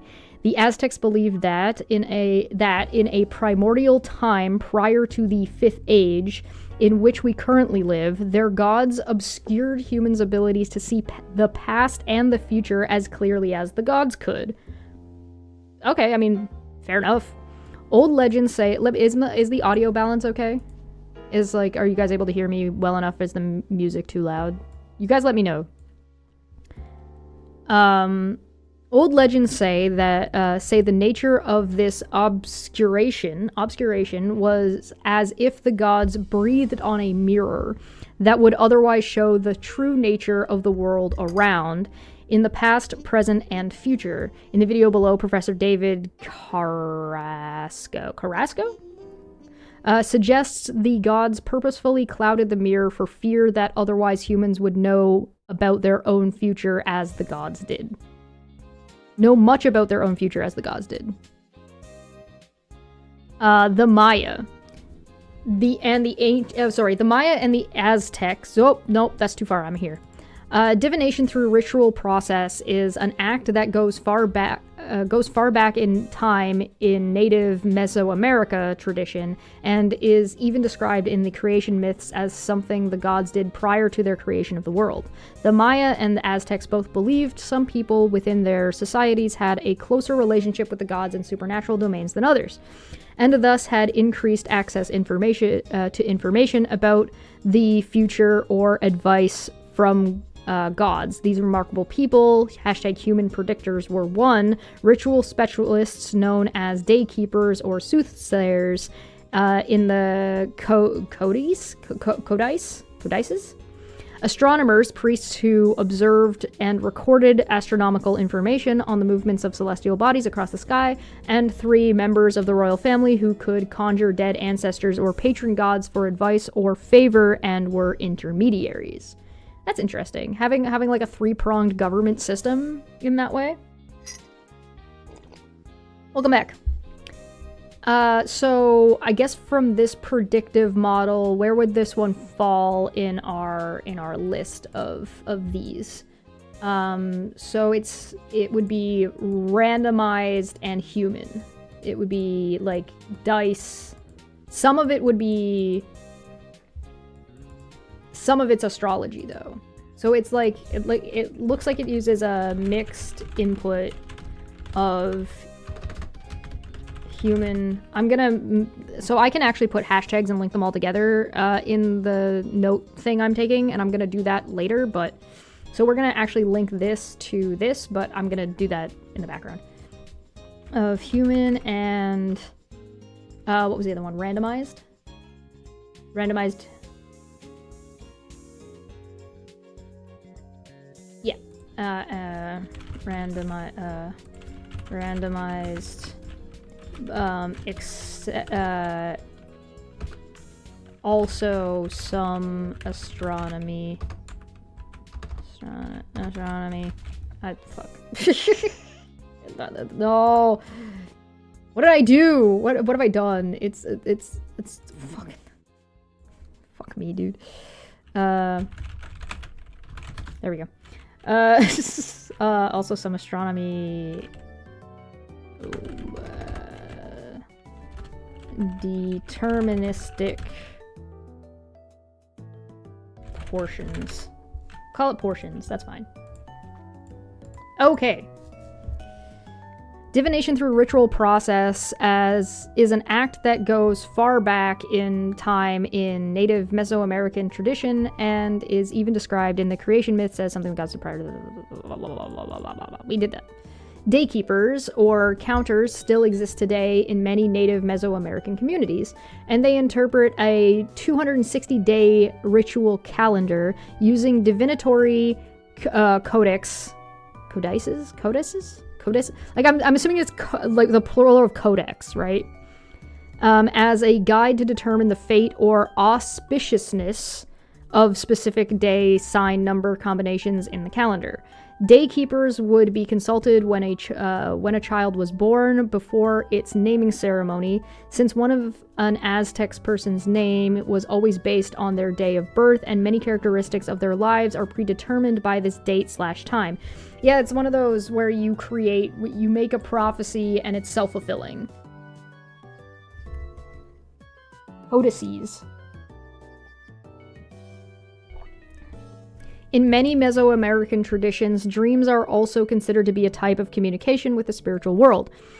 The same was true of events occurring in the natural world that Aztecs believed were omens with predictive meaning. Aztec people had certain common beliefs about the everyday predictive power of random natural events. Okay, so yeah, they also use... Oh, hold on. No, get out of here. I'm not doing this right now. Go away. What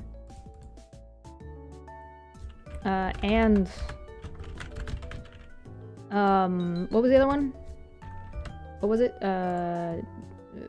Proper random. So this one uses all of them.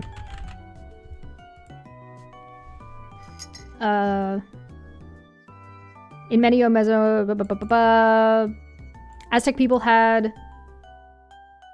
people had certain common beliefs about the everyday predictive power of random natural events, but some things occurred that people thought were strange enough to warrant a consultation with the ritual specialists for a higher level of procognition. Examples? Sometimes the words that I read successfully and don't read successfully are like a mixed bag. Examples include the omen of the fiery comet or the bird with a mirror on its head that were observed and recorded and correlated with the arrival of the Europeans in 1519. While all social classes consulted diviners and soothsayers, special high-ranking ritual experts from the noble class were consulted by royalty in matters of state. Yeah, it's having like the religious part of the power of the government. It seems to me that a lot of historical and ancient cultures still had different powers of government. So sometimes it would be like military power, and then like policy power, or like civil power, and then like then maybe a religious power, or like and like a lot of them tend to be made up of like 3 or 2 to 3. So I mean, like having not one group having total propriety. Oh, and then it would be a fight for balance, where sometimes one would get stronger than the others, or sometimes somebody would get a little bit more power than others, and there's like political struggles. But it does seem to me that most of human society seems to have followed this idea of having multiple points of power within a government. It seems to me like a common theme. Maybe I'm talking to my ass. What do I know? In addition to the interpretation of dreams, omens, and the calendar, soothsayers also used various techniques involving external stimuli for procognition. Prognostication.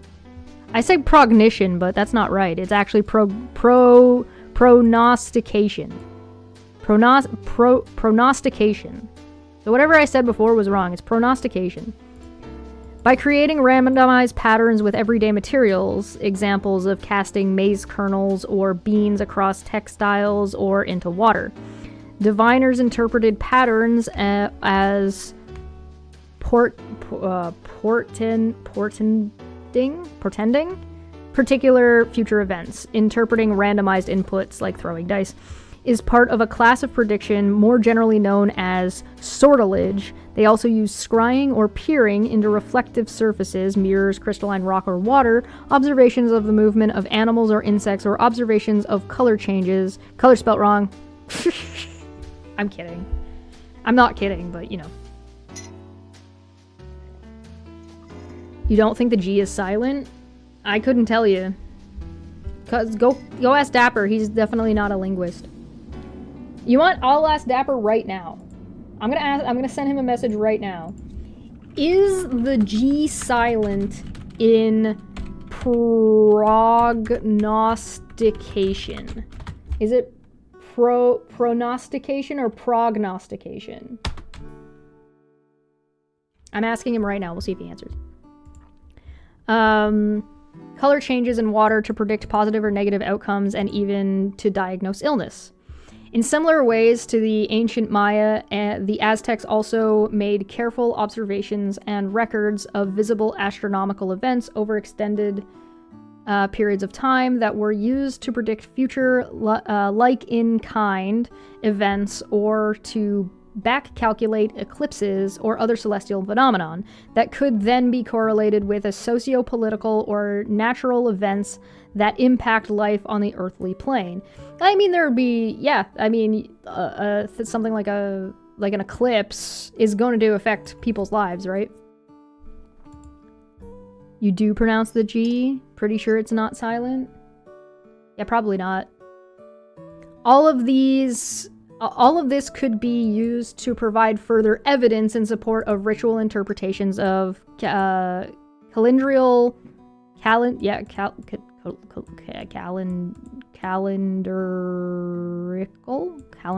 cycles or day counts.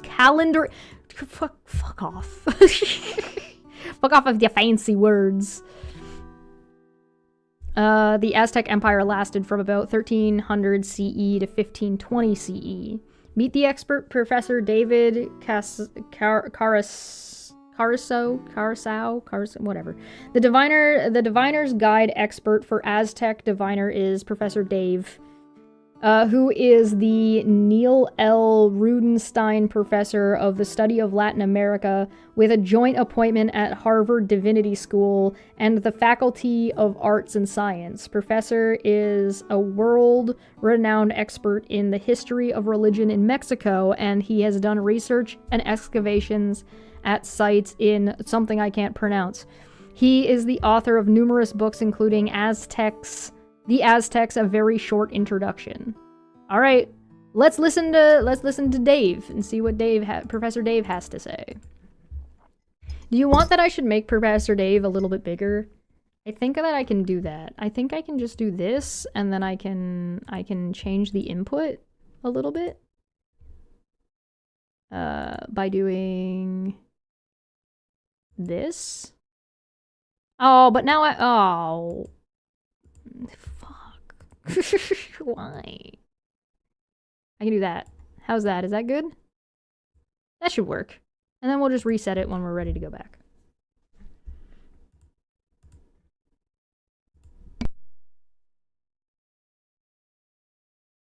In the Mesoamerican tradition, divination, daily ritual sacrifices tended to take place within ceremonial centers. Sometimes even... What the fuck? He turned into a demon! What? The fuck was that? Sir? Are you okay? Tended to take place within ceremonial centers.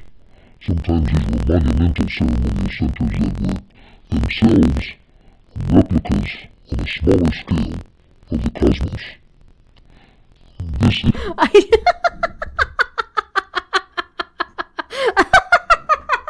What the fuck?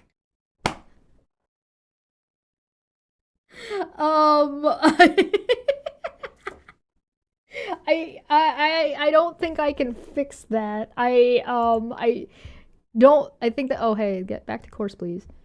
Wait, where did it, okay, I'm gonna play it from the small window and see if that does anything.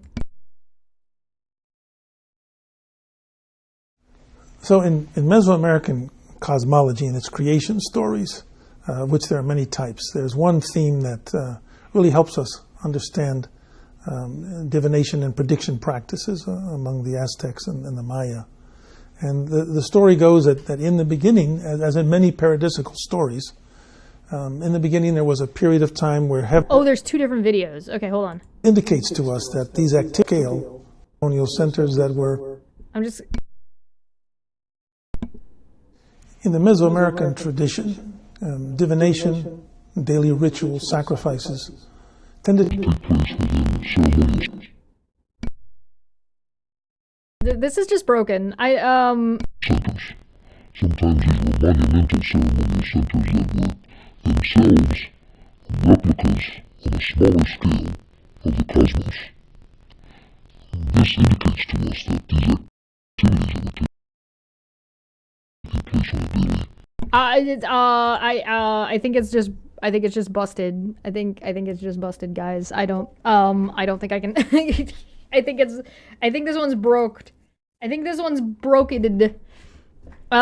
So I guess.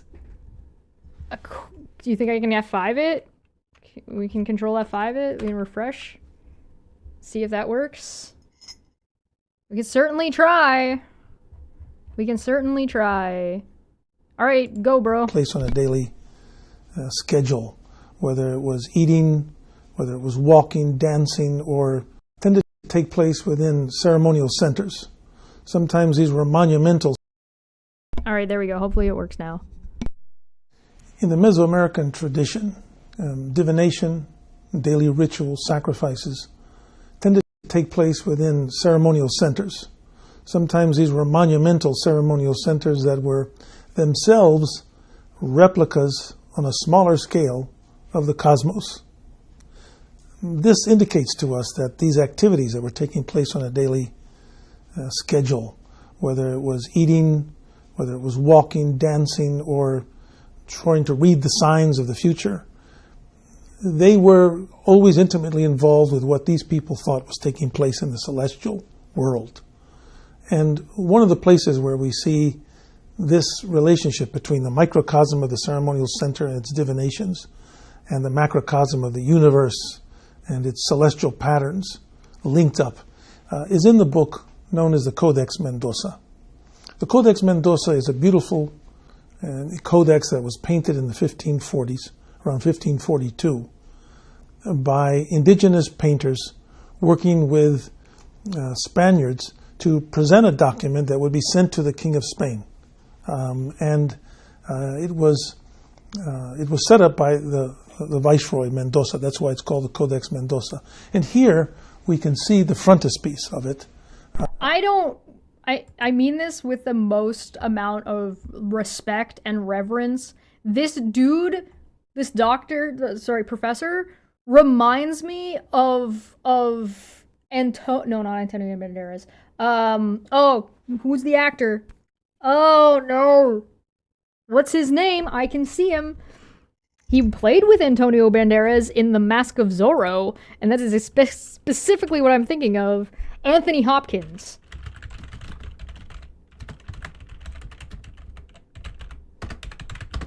It looks like Anthony Hopkins from The Mask of Zorro. Let me pull up a picture and you tell me if I'm wrong, okay? Like, oh my god, look at him.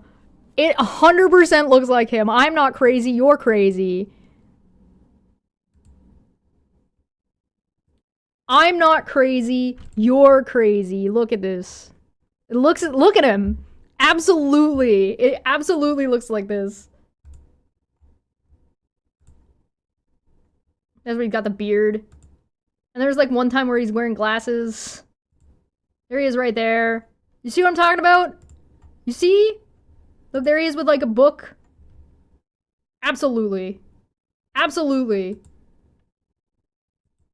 This is not meant as any kind of insult in any way, shape, or form. This is meant with like sincerity. The Viceroy Mendoza, that's why it's called the Codex Mendoza. And here we can see the frontispiece of it. And in the frontispiece we see not only an orderly ceremonial center, which is the city. Here you see in 4 parts, inside of these blue lines representing the Lake of Mexico and crossed by blue lines. But within that space, within that symmetrical space, we see all kinds of images. What is this? I don't, like, I can clearly see, like, these are people. I can understand, like, the cactus. I can understand the bird. I don't know what this is. It looks like an enemy from, like, The Binding of Isaac getting, like, roasted or something.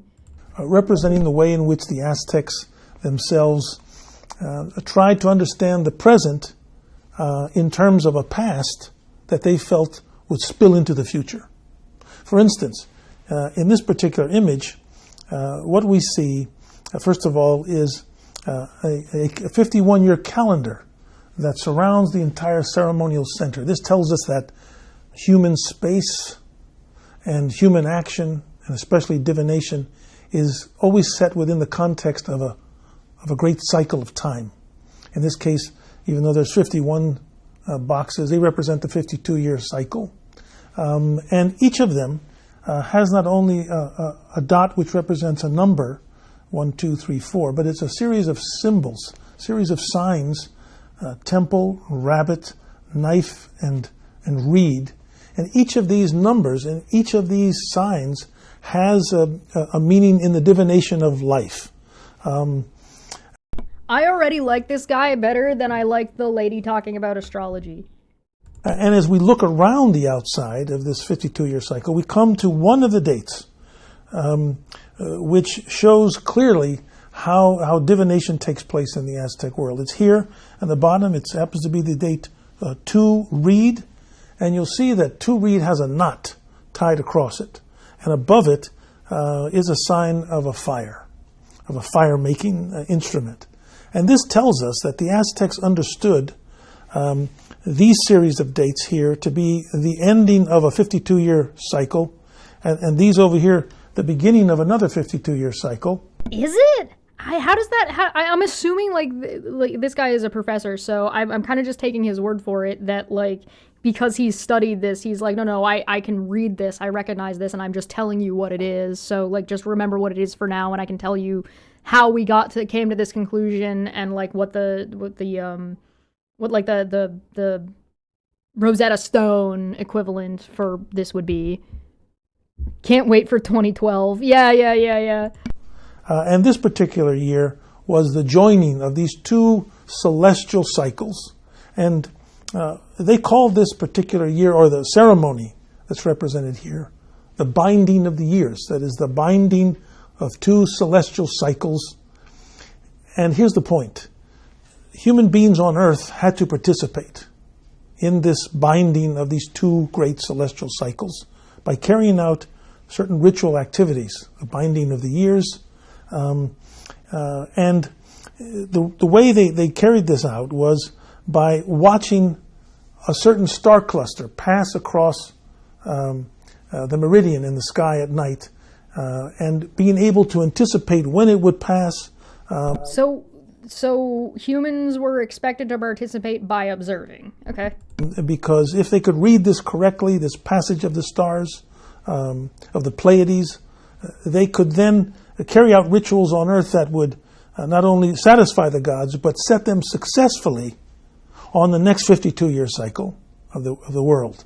And they had to be able to link up and to be able to understand divine, how to link up what would take place in their rituals and what would take place in the sky. Yeah, I already get the vibe this guy isn't trying to sell me that this is accurate.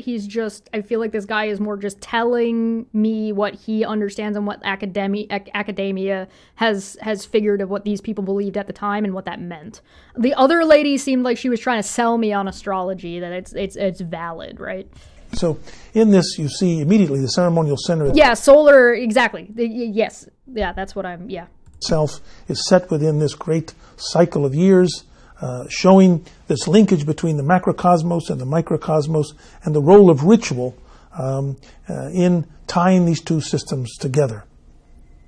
So we see in this example of the Codex Mendoza this linkage between the macrocosm and the microcosm through the observation of nature.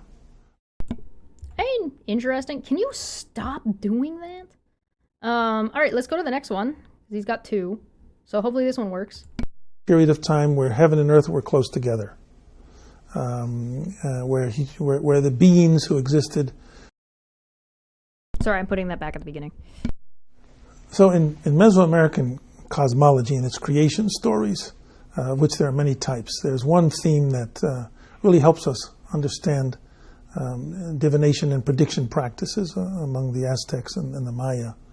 And the story goes that in the beginning, as in many paradisical stories, in the beginning there was a period of time where heaven and earth were close together, where the beings who existed could speak to animals, where divinities and humans were almost on the same plane, ancestors. Once upon a time, the people that lived in history were better than we are now because we've deviated from the divine. Yeah.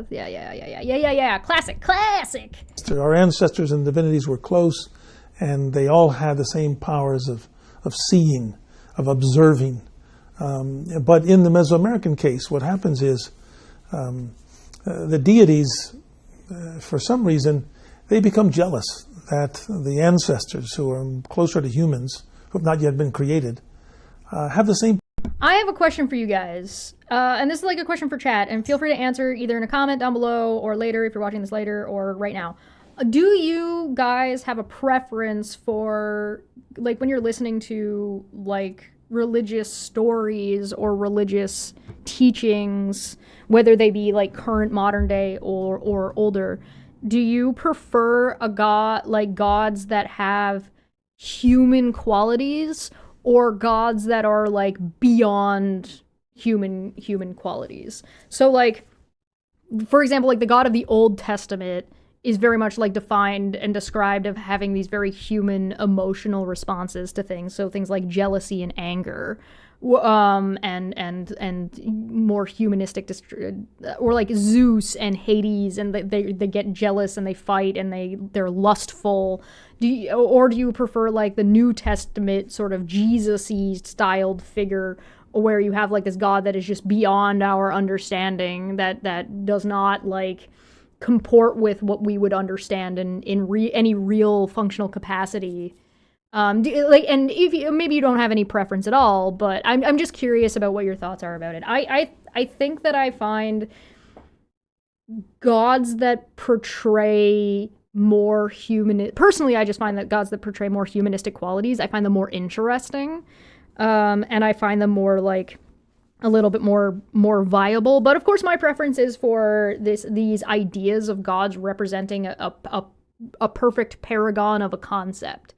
So like a god that might have emotions, but those emotions might be a little bit beyond what we can understand because they've got a bigger picture of what's going on, but also like they are representative of a concept. So like a concept of justice, or a concept of law, or a concept of good or evil, because I don't think a human can be representative, and I don't think a human can really wrap their mind around being the paragon of one particular thing, because I don't think we have a proper understanding of that one particular thing.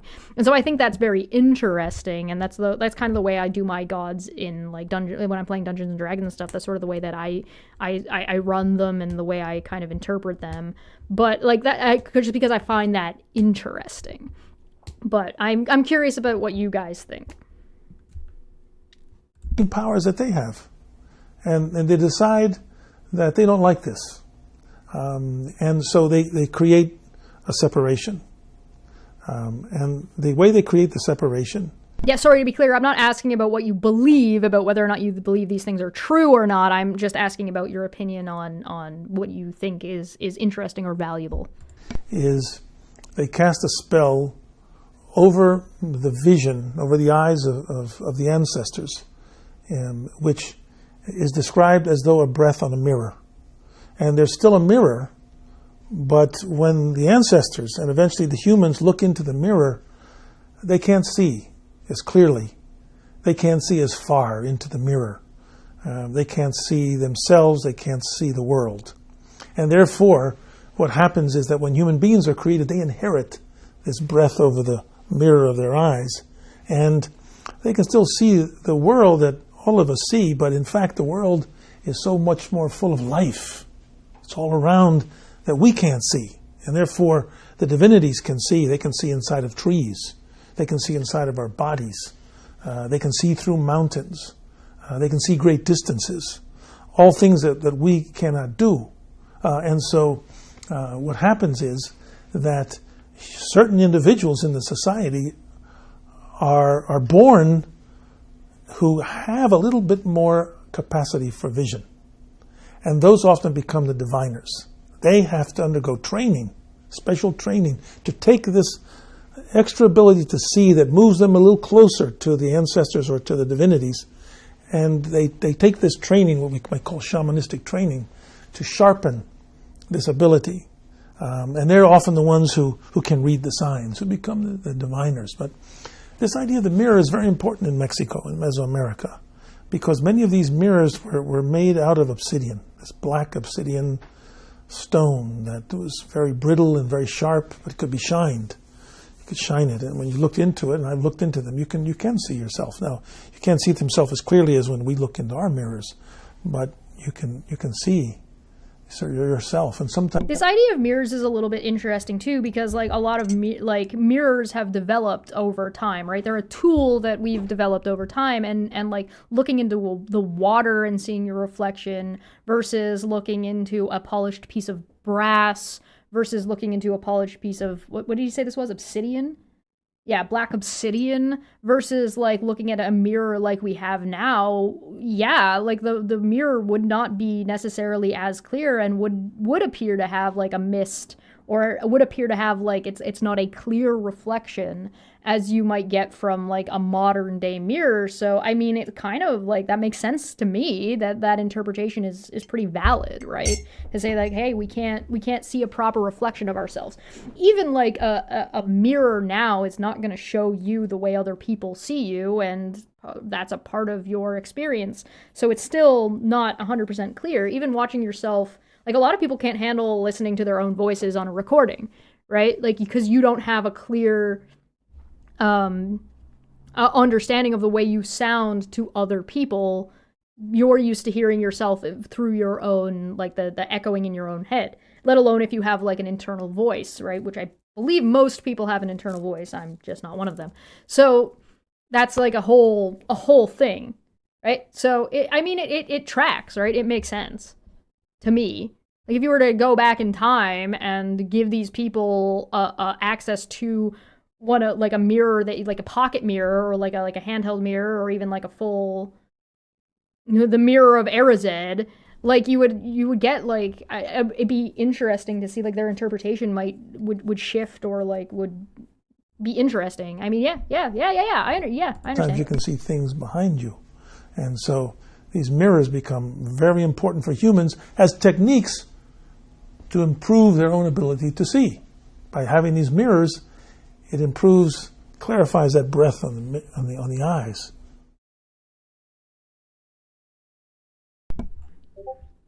Now that was just the citations. Stop. Stop. Well, I think that's really interesting. I already liked this one better than the other one. The other one was again, it felt like it was trying to sell me astrology as opposed to just telling me about astrology and like its history and how it developed. This was better. Let's see what this is. Oh, whoa. Okay, yeah, no, I guess, what do you guys think? Do you think we should read the supplemental material here? I feel like this is just telling me a citation of experts give their opinions on the Spanish conquest. Just how were the Aztecs' weapons used in practice? The story of the woman who interpreted for Cortez. That's not Cortez. I can't read it that fast. I'm sorry. Okay. Well, yeah, I'm not gonna. There's also Aztec religion in nature. I'll give you guys the links to these, so if you want to check out this supplemental, mexicolore.co.uk. And then Aztec religion and nature. So there's the two of those. So if you want to check those out, you can. So, well, that one didn't take us an hour, probably because I wasn't fucking sitting here bitching and moaning about the professor. Hey, we got time for another one.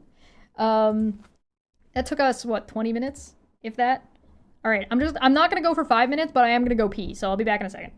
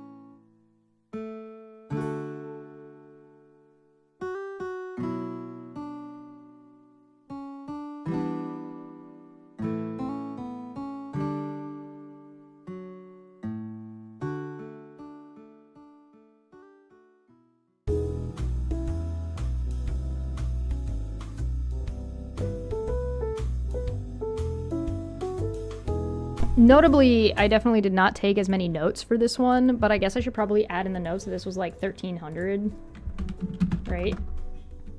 CE. Oh, that seems important.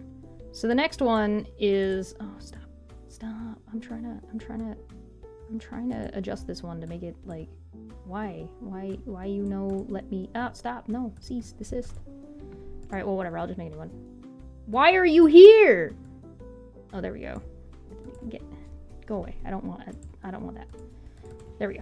All right. So the next one is casting lots. All right. Oh, I should use the dash so I don't mess it up. Yeah. Let me roll this down so you guys can see it. Was there any other notes that you guys think I should make about the Aztec rituals?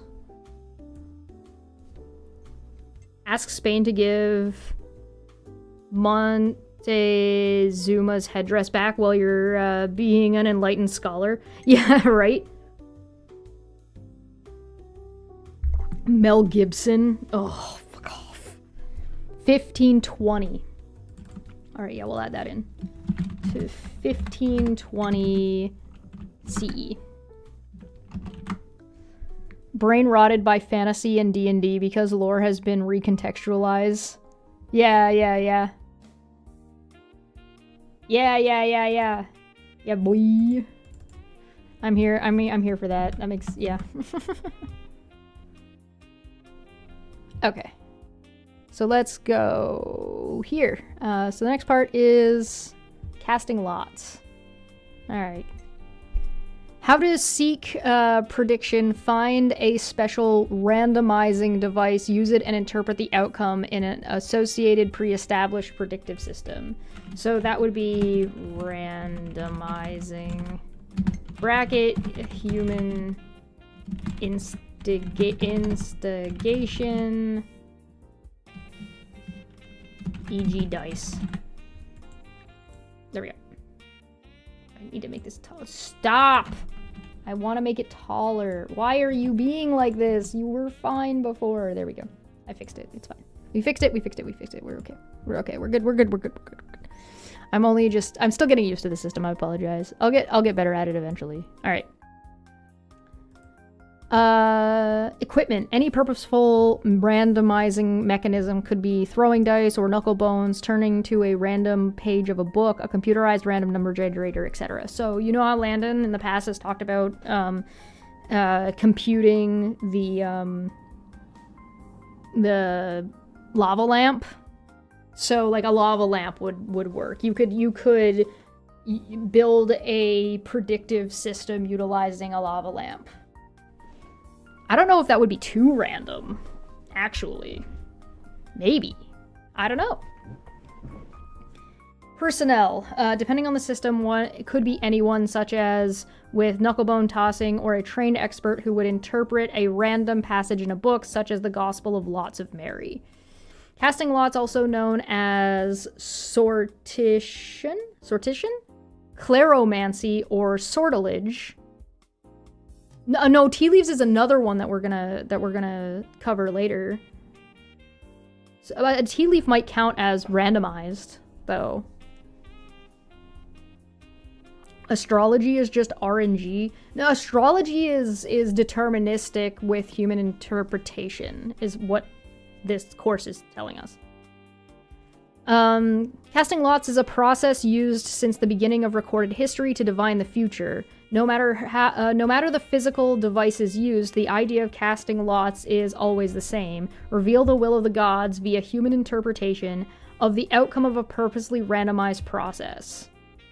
Okay, yeah, so we should write that down. Human interpretation of the outcome of purposefully randomized process. How did I spell purposefully wrong? Good God.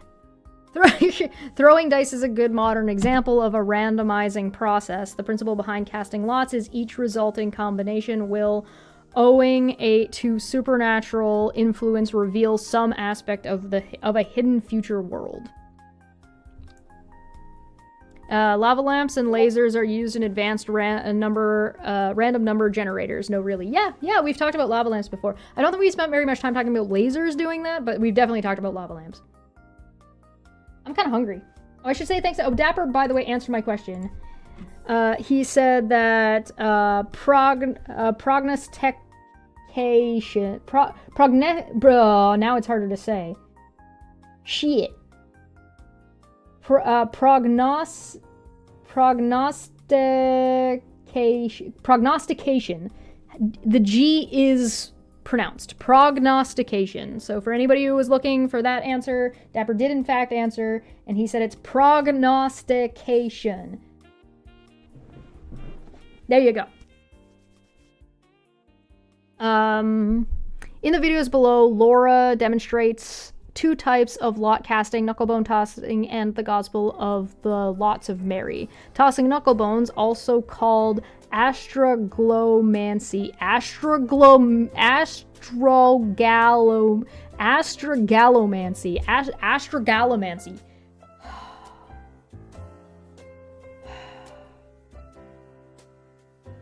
Why? Astrogalomancy was the ancient equivalent to throwing dice today, using animal knucklebones with markings analogous to pips on a die added. Predictions based on knucklebone divination start with a practitioner tossing the bones, followed by either the practitioner or an expert diviner looking up a corresponding predetermined prophecy for the values shown on the bones. For example, the Lot Oracle at Kremna, Asia Minor in modern-day Turkey, dating from about 120 CE. Asia Minor, modern Turkey, bracket Kremna. I guess Asia should be capitalized. Was a small limestone monument about 2.4 meters in height, taller than me, dedicated to the god Mercury. Inscribed on the side of the monument were 56 possible outcomes that the knucklebone thrower would consult in order to find the answer to questions about the future. There were over 20 stone lot oracles like this in Asia Minor. Evidence of astroglomancy dates back to at least 500 BCE in ancient Greece. So we're gonna also put in that astroglomancy, 500 BCE ancient Greece.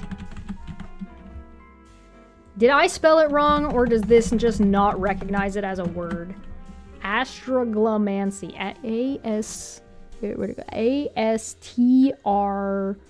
Astragalomancy. Okay, yeah, no, I spelled it right. It just doesn't believe that it's a real word. Which, you know, fair, I guess. Fair enough. Welcome to the English language where speakers struggle to say big words. I struggle to say small words half the time, man. To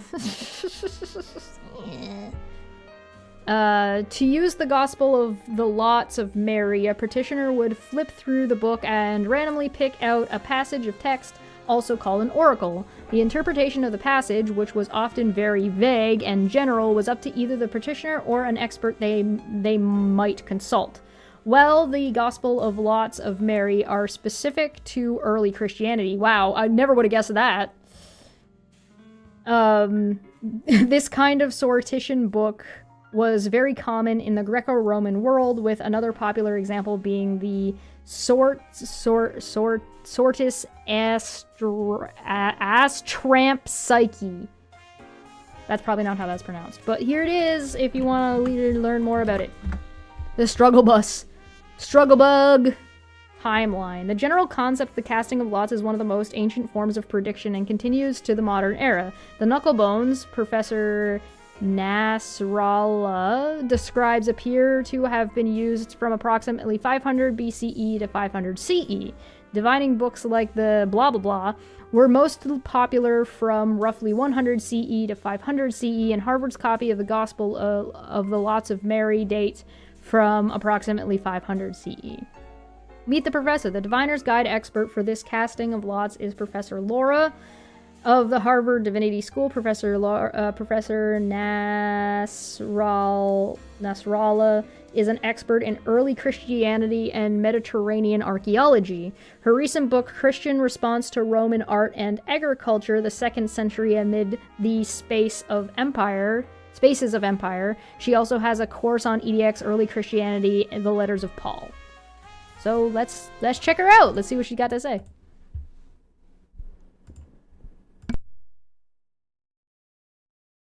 People also engaged in divination practices in order to try to figure out. Wait, why are we on also? How are we at all? Stop that. This is the first one, right? Okay, yeah, no, I'm not wrong. Okay, so this is casting lots of Knucklestone, and it sounds like we're starting halfway through a conversation, but okay, it's fine. People also engaged in divination practices in order to try to figure out how to act in the world. What was the will of the gods, or how were the fates leading them? I want to first offer you a definition to explain something about these divination practices. There's one called cleromancy. Peter van der Horst succinctly defines cleromancy as prognostication, or rather problem solving by means of the drawing of lots or the casting of dice or other randomizing practices. I want to talk to you about 3 different objects, 3 different examples of divination, of sortition practices in the ancient world. The first one is non-Christian. The first example comes from a real... Oh my god, I actually pronounced sortition properly. Good job, me! Really beautiful location in modern-day Turkey called Kremna. It's a lot oracle that was built in around the year 120. It was dedicated by a very wealthy family within the town of Kremna. We find their names in Latin at the crown of the monument. It's a 4-sided stele, a little bit taller than I am, made of marble, and carved in Greek with oracles, with divination inscriptions, with explanations of what might happen to you. This wasn't located in some back corner of the city of Kremna. It was located in the governmental center, in the main forum area, and it was embedded within the steps that led up to the Roman Basilica, to the Hall of Judgment there. This lot oracle would work by means of astragaloi. This one is in bronze from the astragaloi Harvard Art Museum, but originally they're just bones of sheep from the ankle bones, and as you threw them down, they would fall on one side or another, and depending on how they fell, they're like dice. They would have a number associated with them. This stele, located in Kremna, has inscribed on 4 sides a list of the potential falls of 5 different astragals. And let me read you some of the divinations that you might get as you sat on the step. Astragals. in the governmental center, casting your astragals, looking for an answer to a question that you might have about what you should do. Of Demeter, everything about which you ask me will be a smooth journey for you and safe. Do not be afraid, for a daimon, a spirit, will lead the way toward everything, and I see nothing painful for you. Go on in a good heart. Or if you got another role, from Poseidon, throwing seeds and writing letters on the ocean are both pointless and a fruitless task. Since you are mortal, do not force the god, who will do you some harm. This oracle speaks directly to the petitioner. It deals with predictions that might help with business matters in particular, something we might expect from someone rolling astragals within the governmental center of the city of Kremna. All I understood from that is, like, don't waste your time expecting Poseidon to help you with anything. I think that this is a one-off, a strange oracle only located in one little town in modern-day Turkey. You should know that 21 of these oracles have been found around especially Asia Minor or modern-day Turkey. This was not a unique thing to the city of Kremna. People were using these divination practices and devices to get an answer to their concerns, to manage risk, to deal with uncertainty in their world. All right, there's that one. Then we got another one for the Gospel of Mary, or what is this? The Gospel of the Lots of Mary. Do you think that modern day Christians know about this? Like your average modern day Christians know that there's a Gospel of Mary specifically about, like, divination? This brings me to my third example of divination in the early Christian period. And this example is an actual early Christian divination book that we have here at Harvard. It dates likely from the 5th or the 6th century. This book is very, very tiny. It measures less than 3 inches in height. And wait, is it just a small book, like those little tiny, like, daily devotionals, or like the tiny Constitution? Like, it's just a tiny book? Why is there an ancient tiny book? Wait, no, hold on, I want an answer to that question. Why is there an ancient tiny book? That's hilarious. In width. It could have fit in the palm of someone's hand. It's made of vellum. It's been tested, and it was sheepskin that was used. And the writing on it is in very fine uncials, a fine handwriting that kind of imitates the handwriting that would have been used for a biblical text. It's a text that in its very paleography, in the very script that it uses, claims a kind of authority for itself, a sophisticated style of writing. The text is titled The Gospel of the Lots of Mary. And within it, it contains multiple oracles. And we're not really sure how it would have been used, to tell you the truth. I'm sorry, is she using, like, a really tiny, like, popsicle stick to turn the page? Is that what's happening right now? What's clear is that someone held it in their hand. And if you look closely at the text, you can see that it's been well thumbed. The middle of each page is dark with the stain. Yeah, it's all the grime from, like, oil and dirt on your hands. That's what happens to a book when you touch it too much. Of sweat and dirt from a ritual expert who would have held it and thumbed through the pages, trying to find an answer to the petitioner's questions. We can imagine the possibility that a petitioner in the 5th century or in the 6th century in Egypt, because the text is written in Coptic, the common language in Egypt at that time, that the petitioner would have come to the ritual expert who would have held a text like this in his or her hands and leafed through it to find an answer to the petitioner's troubles. It's a practice not unlike that we found at Kremna, although at Kremna it was a public practice in a public square of throwing the astragals and trying to find an answer from the god. In this case, we have a practice with a small book, a kind of bibliomancy where a given page would tell you the answer to the question that you held in your heart and that you discussed with the ritual expert about your future. Let me read you the incipit, or the introduction of the text, so that you can have a sense of the concerns that an early Christian might have brought to a ritual expert. I think it's kind of interesting. Like, this is sort of, to me, I find, like, this the history of Christianity and the history of, like, biblical texts is it, like, I just think the way these things come about is kind of interesting. I kind of wish it was more common knowledge. Because I think when you learn about the way something comes about, it sort of dispels a lot of like the mysticism that tends to be like around these kinds of things. Like you don't see a modern church running around consulting and doing stuff like this, but you do see a modern churches and modern Christianity doing things like I was discussing earlier, like using the Bible for therapy. Right, in a way that most of the time I find inappropriate, at least to me. But I think the history is very interesting. The Gospel of the Lots of Mary, the mother of the Lord Jesus Christ, she to whom Gabriel the archangel brought the good news. He who will go forward with his whole heart will obtain what he seeks. Only do not be of two minds. Half of that is not even a prediction. That's not a prediction at all. That's just advice. That's just advice that says, hey, listen, you need to pick, because if you try to pick everything, you're not going to get anything. And that's like a parable, or not a parable, that's like an idiom of like, yeah, he who will go forward with his whole heart will obtain what he seeks. Do not be of two minds. That's like, yeah, focus on your goal. Don't try to like get everything at once. You're pregnant. No, don't be of two minds. If you're pregnant, you've got two minds. Or like the difference between following your heart or following your mind or following your dick.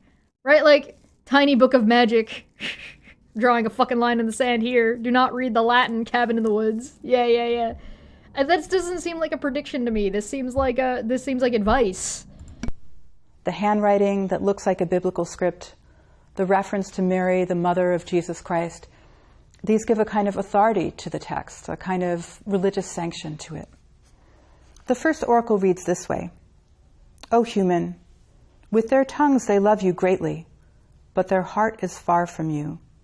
And you know what happened to you before today, that you almost lost your life. In any case, they certainly lie in wait for you. Again, that doesn't seem like much of a prediction. That just seems like, hey, be careful of people who speak nice about you but are fucking gonna stab you in the back. Like, we're back to this seems less like a prediction and more like social advice. Oracles in this small little divination device often talk about not fearing. Yeah. I have a parable. He who smelt it dealt it versus fuck around and find out. Yeah. Trusting in God. They give pieces of divine advice for the 5th or the 6th century Egyptian Christian who came to the ritual expert seeking some understanding of what might happen in his or her future, seeking some guidance in his or her path for the present. I mean, I would like to see that book for like written, like just modernized. So like in modern language, because I think it'd be really interesting. So what we have here is Knucklebones at the museum, if you want to see it. It's just a picture. It's just some pictures and like the identification information and technical details, which I'm not gonna go through. You can pause and read this if you want, or you can just go to the website.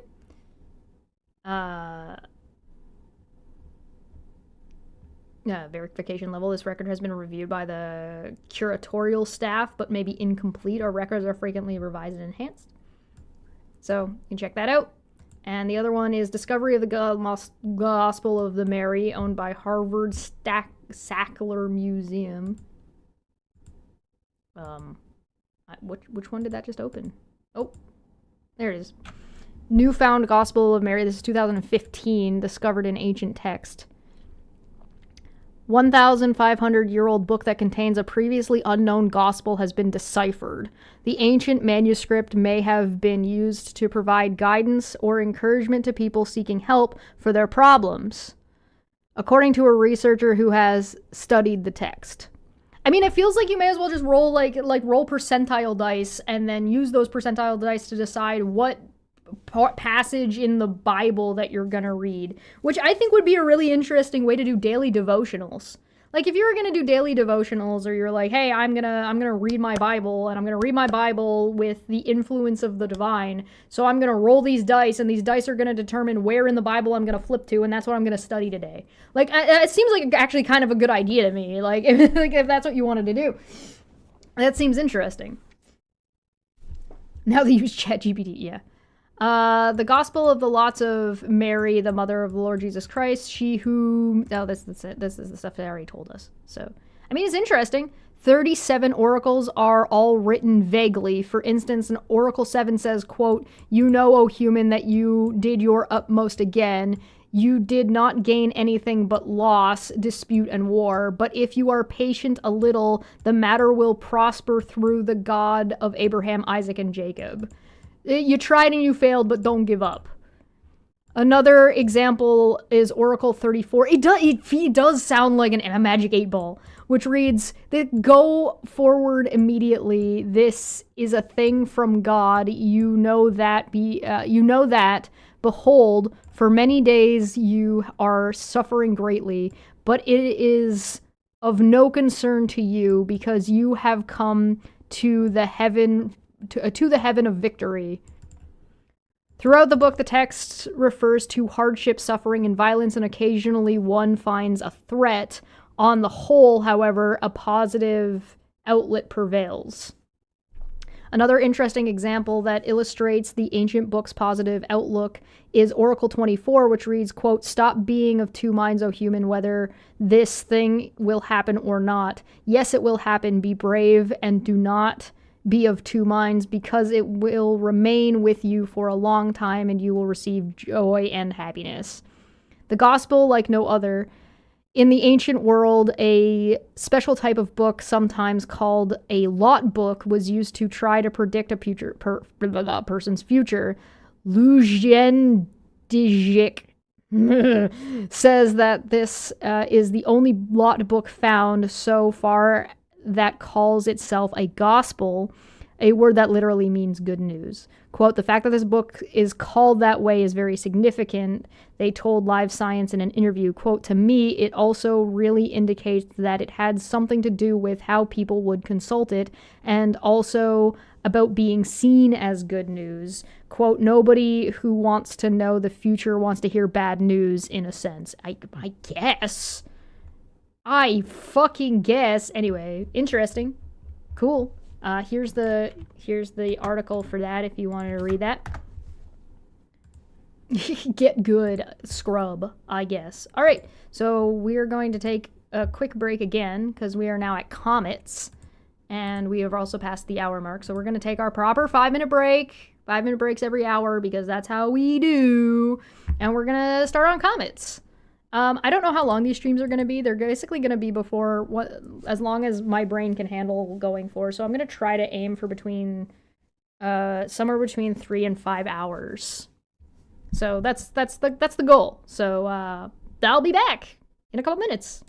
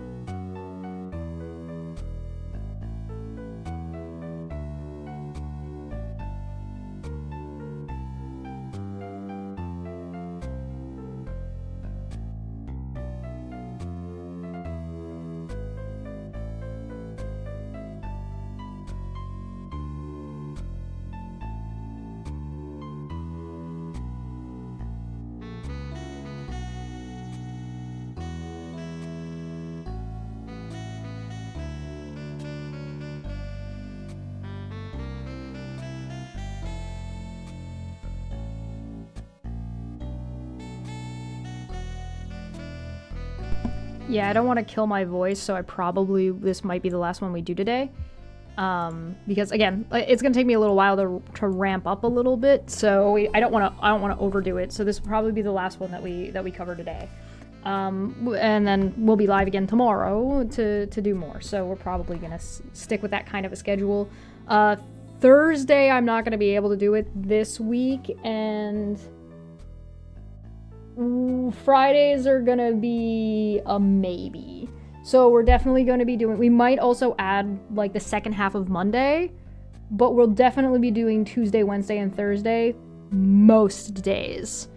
So except for the last Wednesday of the month. And so you're going to see a little bit of ping-ponging, but our main days are going to be Tuesday, Wednesday, and Thursday. So that will be, we're going to work our way up to it, but if we get to 5 hours a day, that'll be 15 hours of study a day. Or a week, sorry. And that's assuming we don't do a weekend. But we'll see how things go and things time. I've just got some other stuff going on this Thursday, specifically. But other than that, we'll probably be doing. I just don't know if I'm gonna be able to manage doing 3 shows on Friday, because that'll be Dumbfuck Friday or Volcanoes at 11 p.m. and then also Star Trek. So Fridays might be a day off, and then maybe we'll just make every other Sunday. But we'll see. I don't want to kill myself too fast, so we'll take our time and we'll figure it out. But all right, comments. How to seek a prediction? Wait for a comet to appear. Yeah. I mean, yeah. Okay, stop that. I mean that makes sense, I guess. That's yeah. Equipment, naked eye, personnel, any human who attributes meaning to the comet. Okay, so this one specifically #human. Human predictor. Sudden and unexpectedly, the apparent perfection and regularity of the heavens are disturbed by an unknown interloper, a comet. For thousands of years, myriad civilizations around the globe saw comets as supernatural signs, sometimes as portents of good news, and other times as harbingers of doom. For culture everything was fine until the Fire Nation attacked. For culture striving to understand the world around them, the capriciousness, seemingly random unpredictability of comets is what imbued them with meaning. Where else could comets be coming from if not from the divine? So we're gonna make a note over here saying random to the people of the time. Some examples of famous comets in Western history include 44 BCE. An appearance of a comet soon after Julius Caesar's death was taken as a sign that Caesar had become a god. 12 BCE, the appearance of the Star of Bethlehem during the birth of Jesus Christ is often interpreted as a comet, perhaps Halley's Comet. And 1066 CE, an appearance of Halley's Comet was supposedly a good omen for William the Conqueror and the Normans' conquest of England at the Battle of Hastings, or alternatively a bad sign for the defeated King Harold and his Anglo-Saxons. The change over time in humanity's feelings about comets offers a great example. The same phenomenon of the same phenomenon. Okay, there's a handful of like grammatical errors in these texts. I don't know if I can do anything to help. These are the type of grammatical errors you don't notice if you're not reading out loud, because your brain just automatically fills it in. So yeah, this is the kind of errors that I don't usually expect people to notice. Again, it is the error that only really pops up if you are speaking out loud. A great example of the same phenomenon taking on very different meaning within the predictive systems we discuss in this course. See the framework diagram. Before Newton worked out his predictive theory of gravity, comets were almost universally thought to be signs from the gods, appearing to be random phenomenon, as we mentioned above. I'm going to add #random onto this as well, so I can link it later to the framework diagram. Once Edmund Halley made the bold claim using calculations based on Newton's theory that the Great Comet of 1682, now called Halley's Comet, would return 75 years later, and that claim was posthumously verified. Comets were effectively demoted, in some people's view, to being great demonstrations of a near-fully #deterministic nature of gravity rather than as supernatural messengers. I mean, I guess theoretically they could be both. But, you know, we will have much more to say on this topic in the forthcoming PredictionX mini course, The Path to Newton, and a video for this section will be released at a later date. At a later due. Released at a later due. Stay tuned. Posthumously. Comets have been seen as omens for perhaps as long as human history. A scientific understanding of comets came more into focus around 1687 with the publication of Newton's Principia, as well as work being done by Halley at the same time, which culminated in the successful prediction of Halley's Comet in 1758. We're going to find out that Halley's supposed to be pronounced Halley the entire time.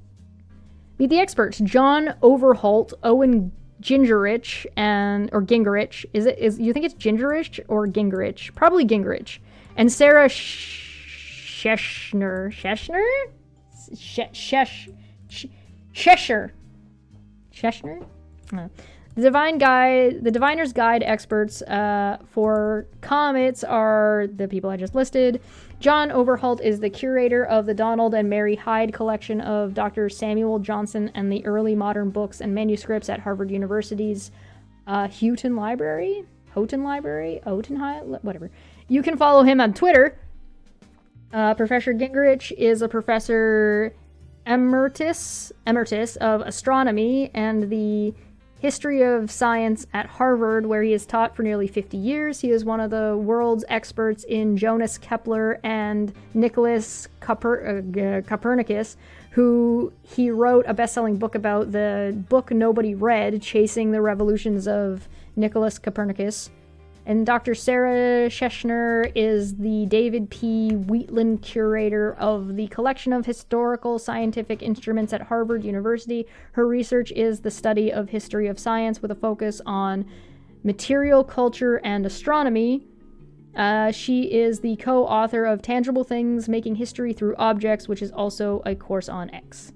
General information about comets from NASA and comets in ancient cultures, and their videos are not available as of yet, so this is just an introduction to what comets are, and some featured comets. I mean, very cool. I will provide you guys the link. This is both from NASA. Comets in ancient times. God, some of these are really fugly looking. Some of these are fugly looking websites, I'm not gonna lie. Some of these just look like they're old. You know what I mean? Like, this just looks like this website looks like it was designed, like, in the 90s and just never, like, the design just hasn't updated. I don't hate it. I don't hate it. I think we have enough time for me to read this one since there's no video, so...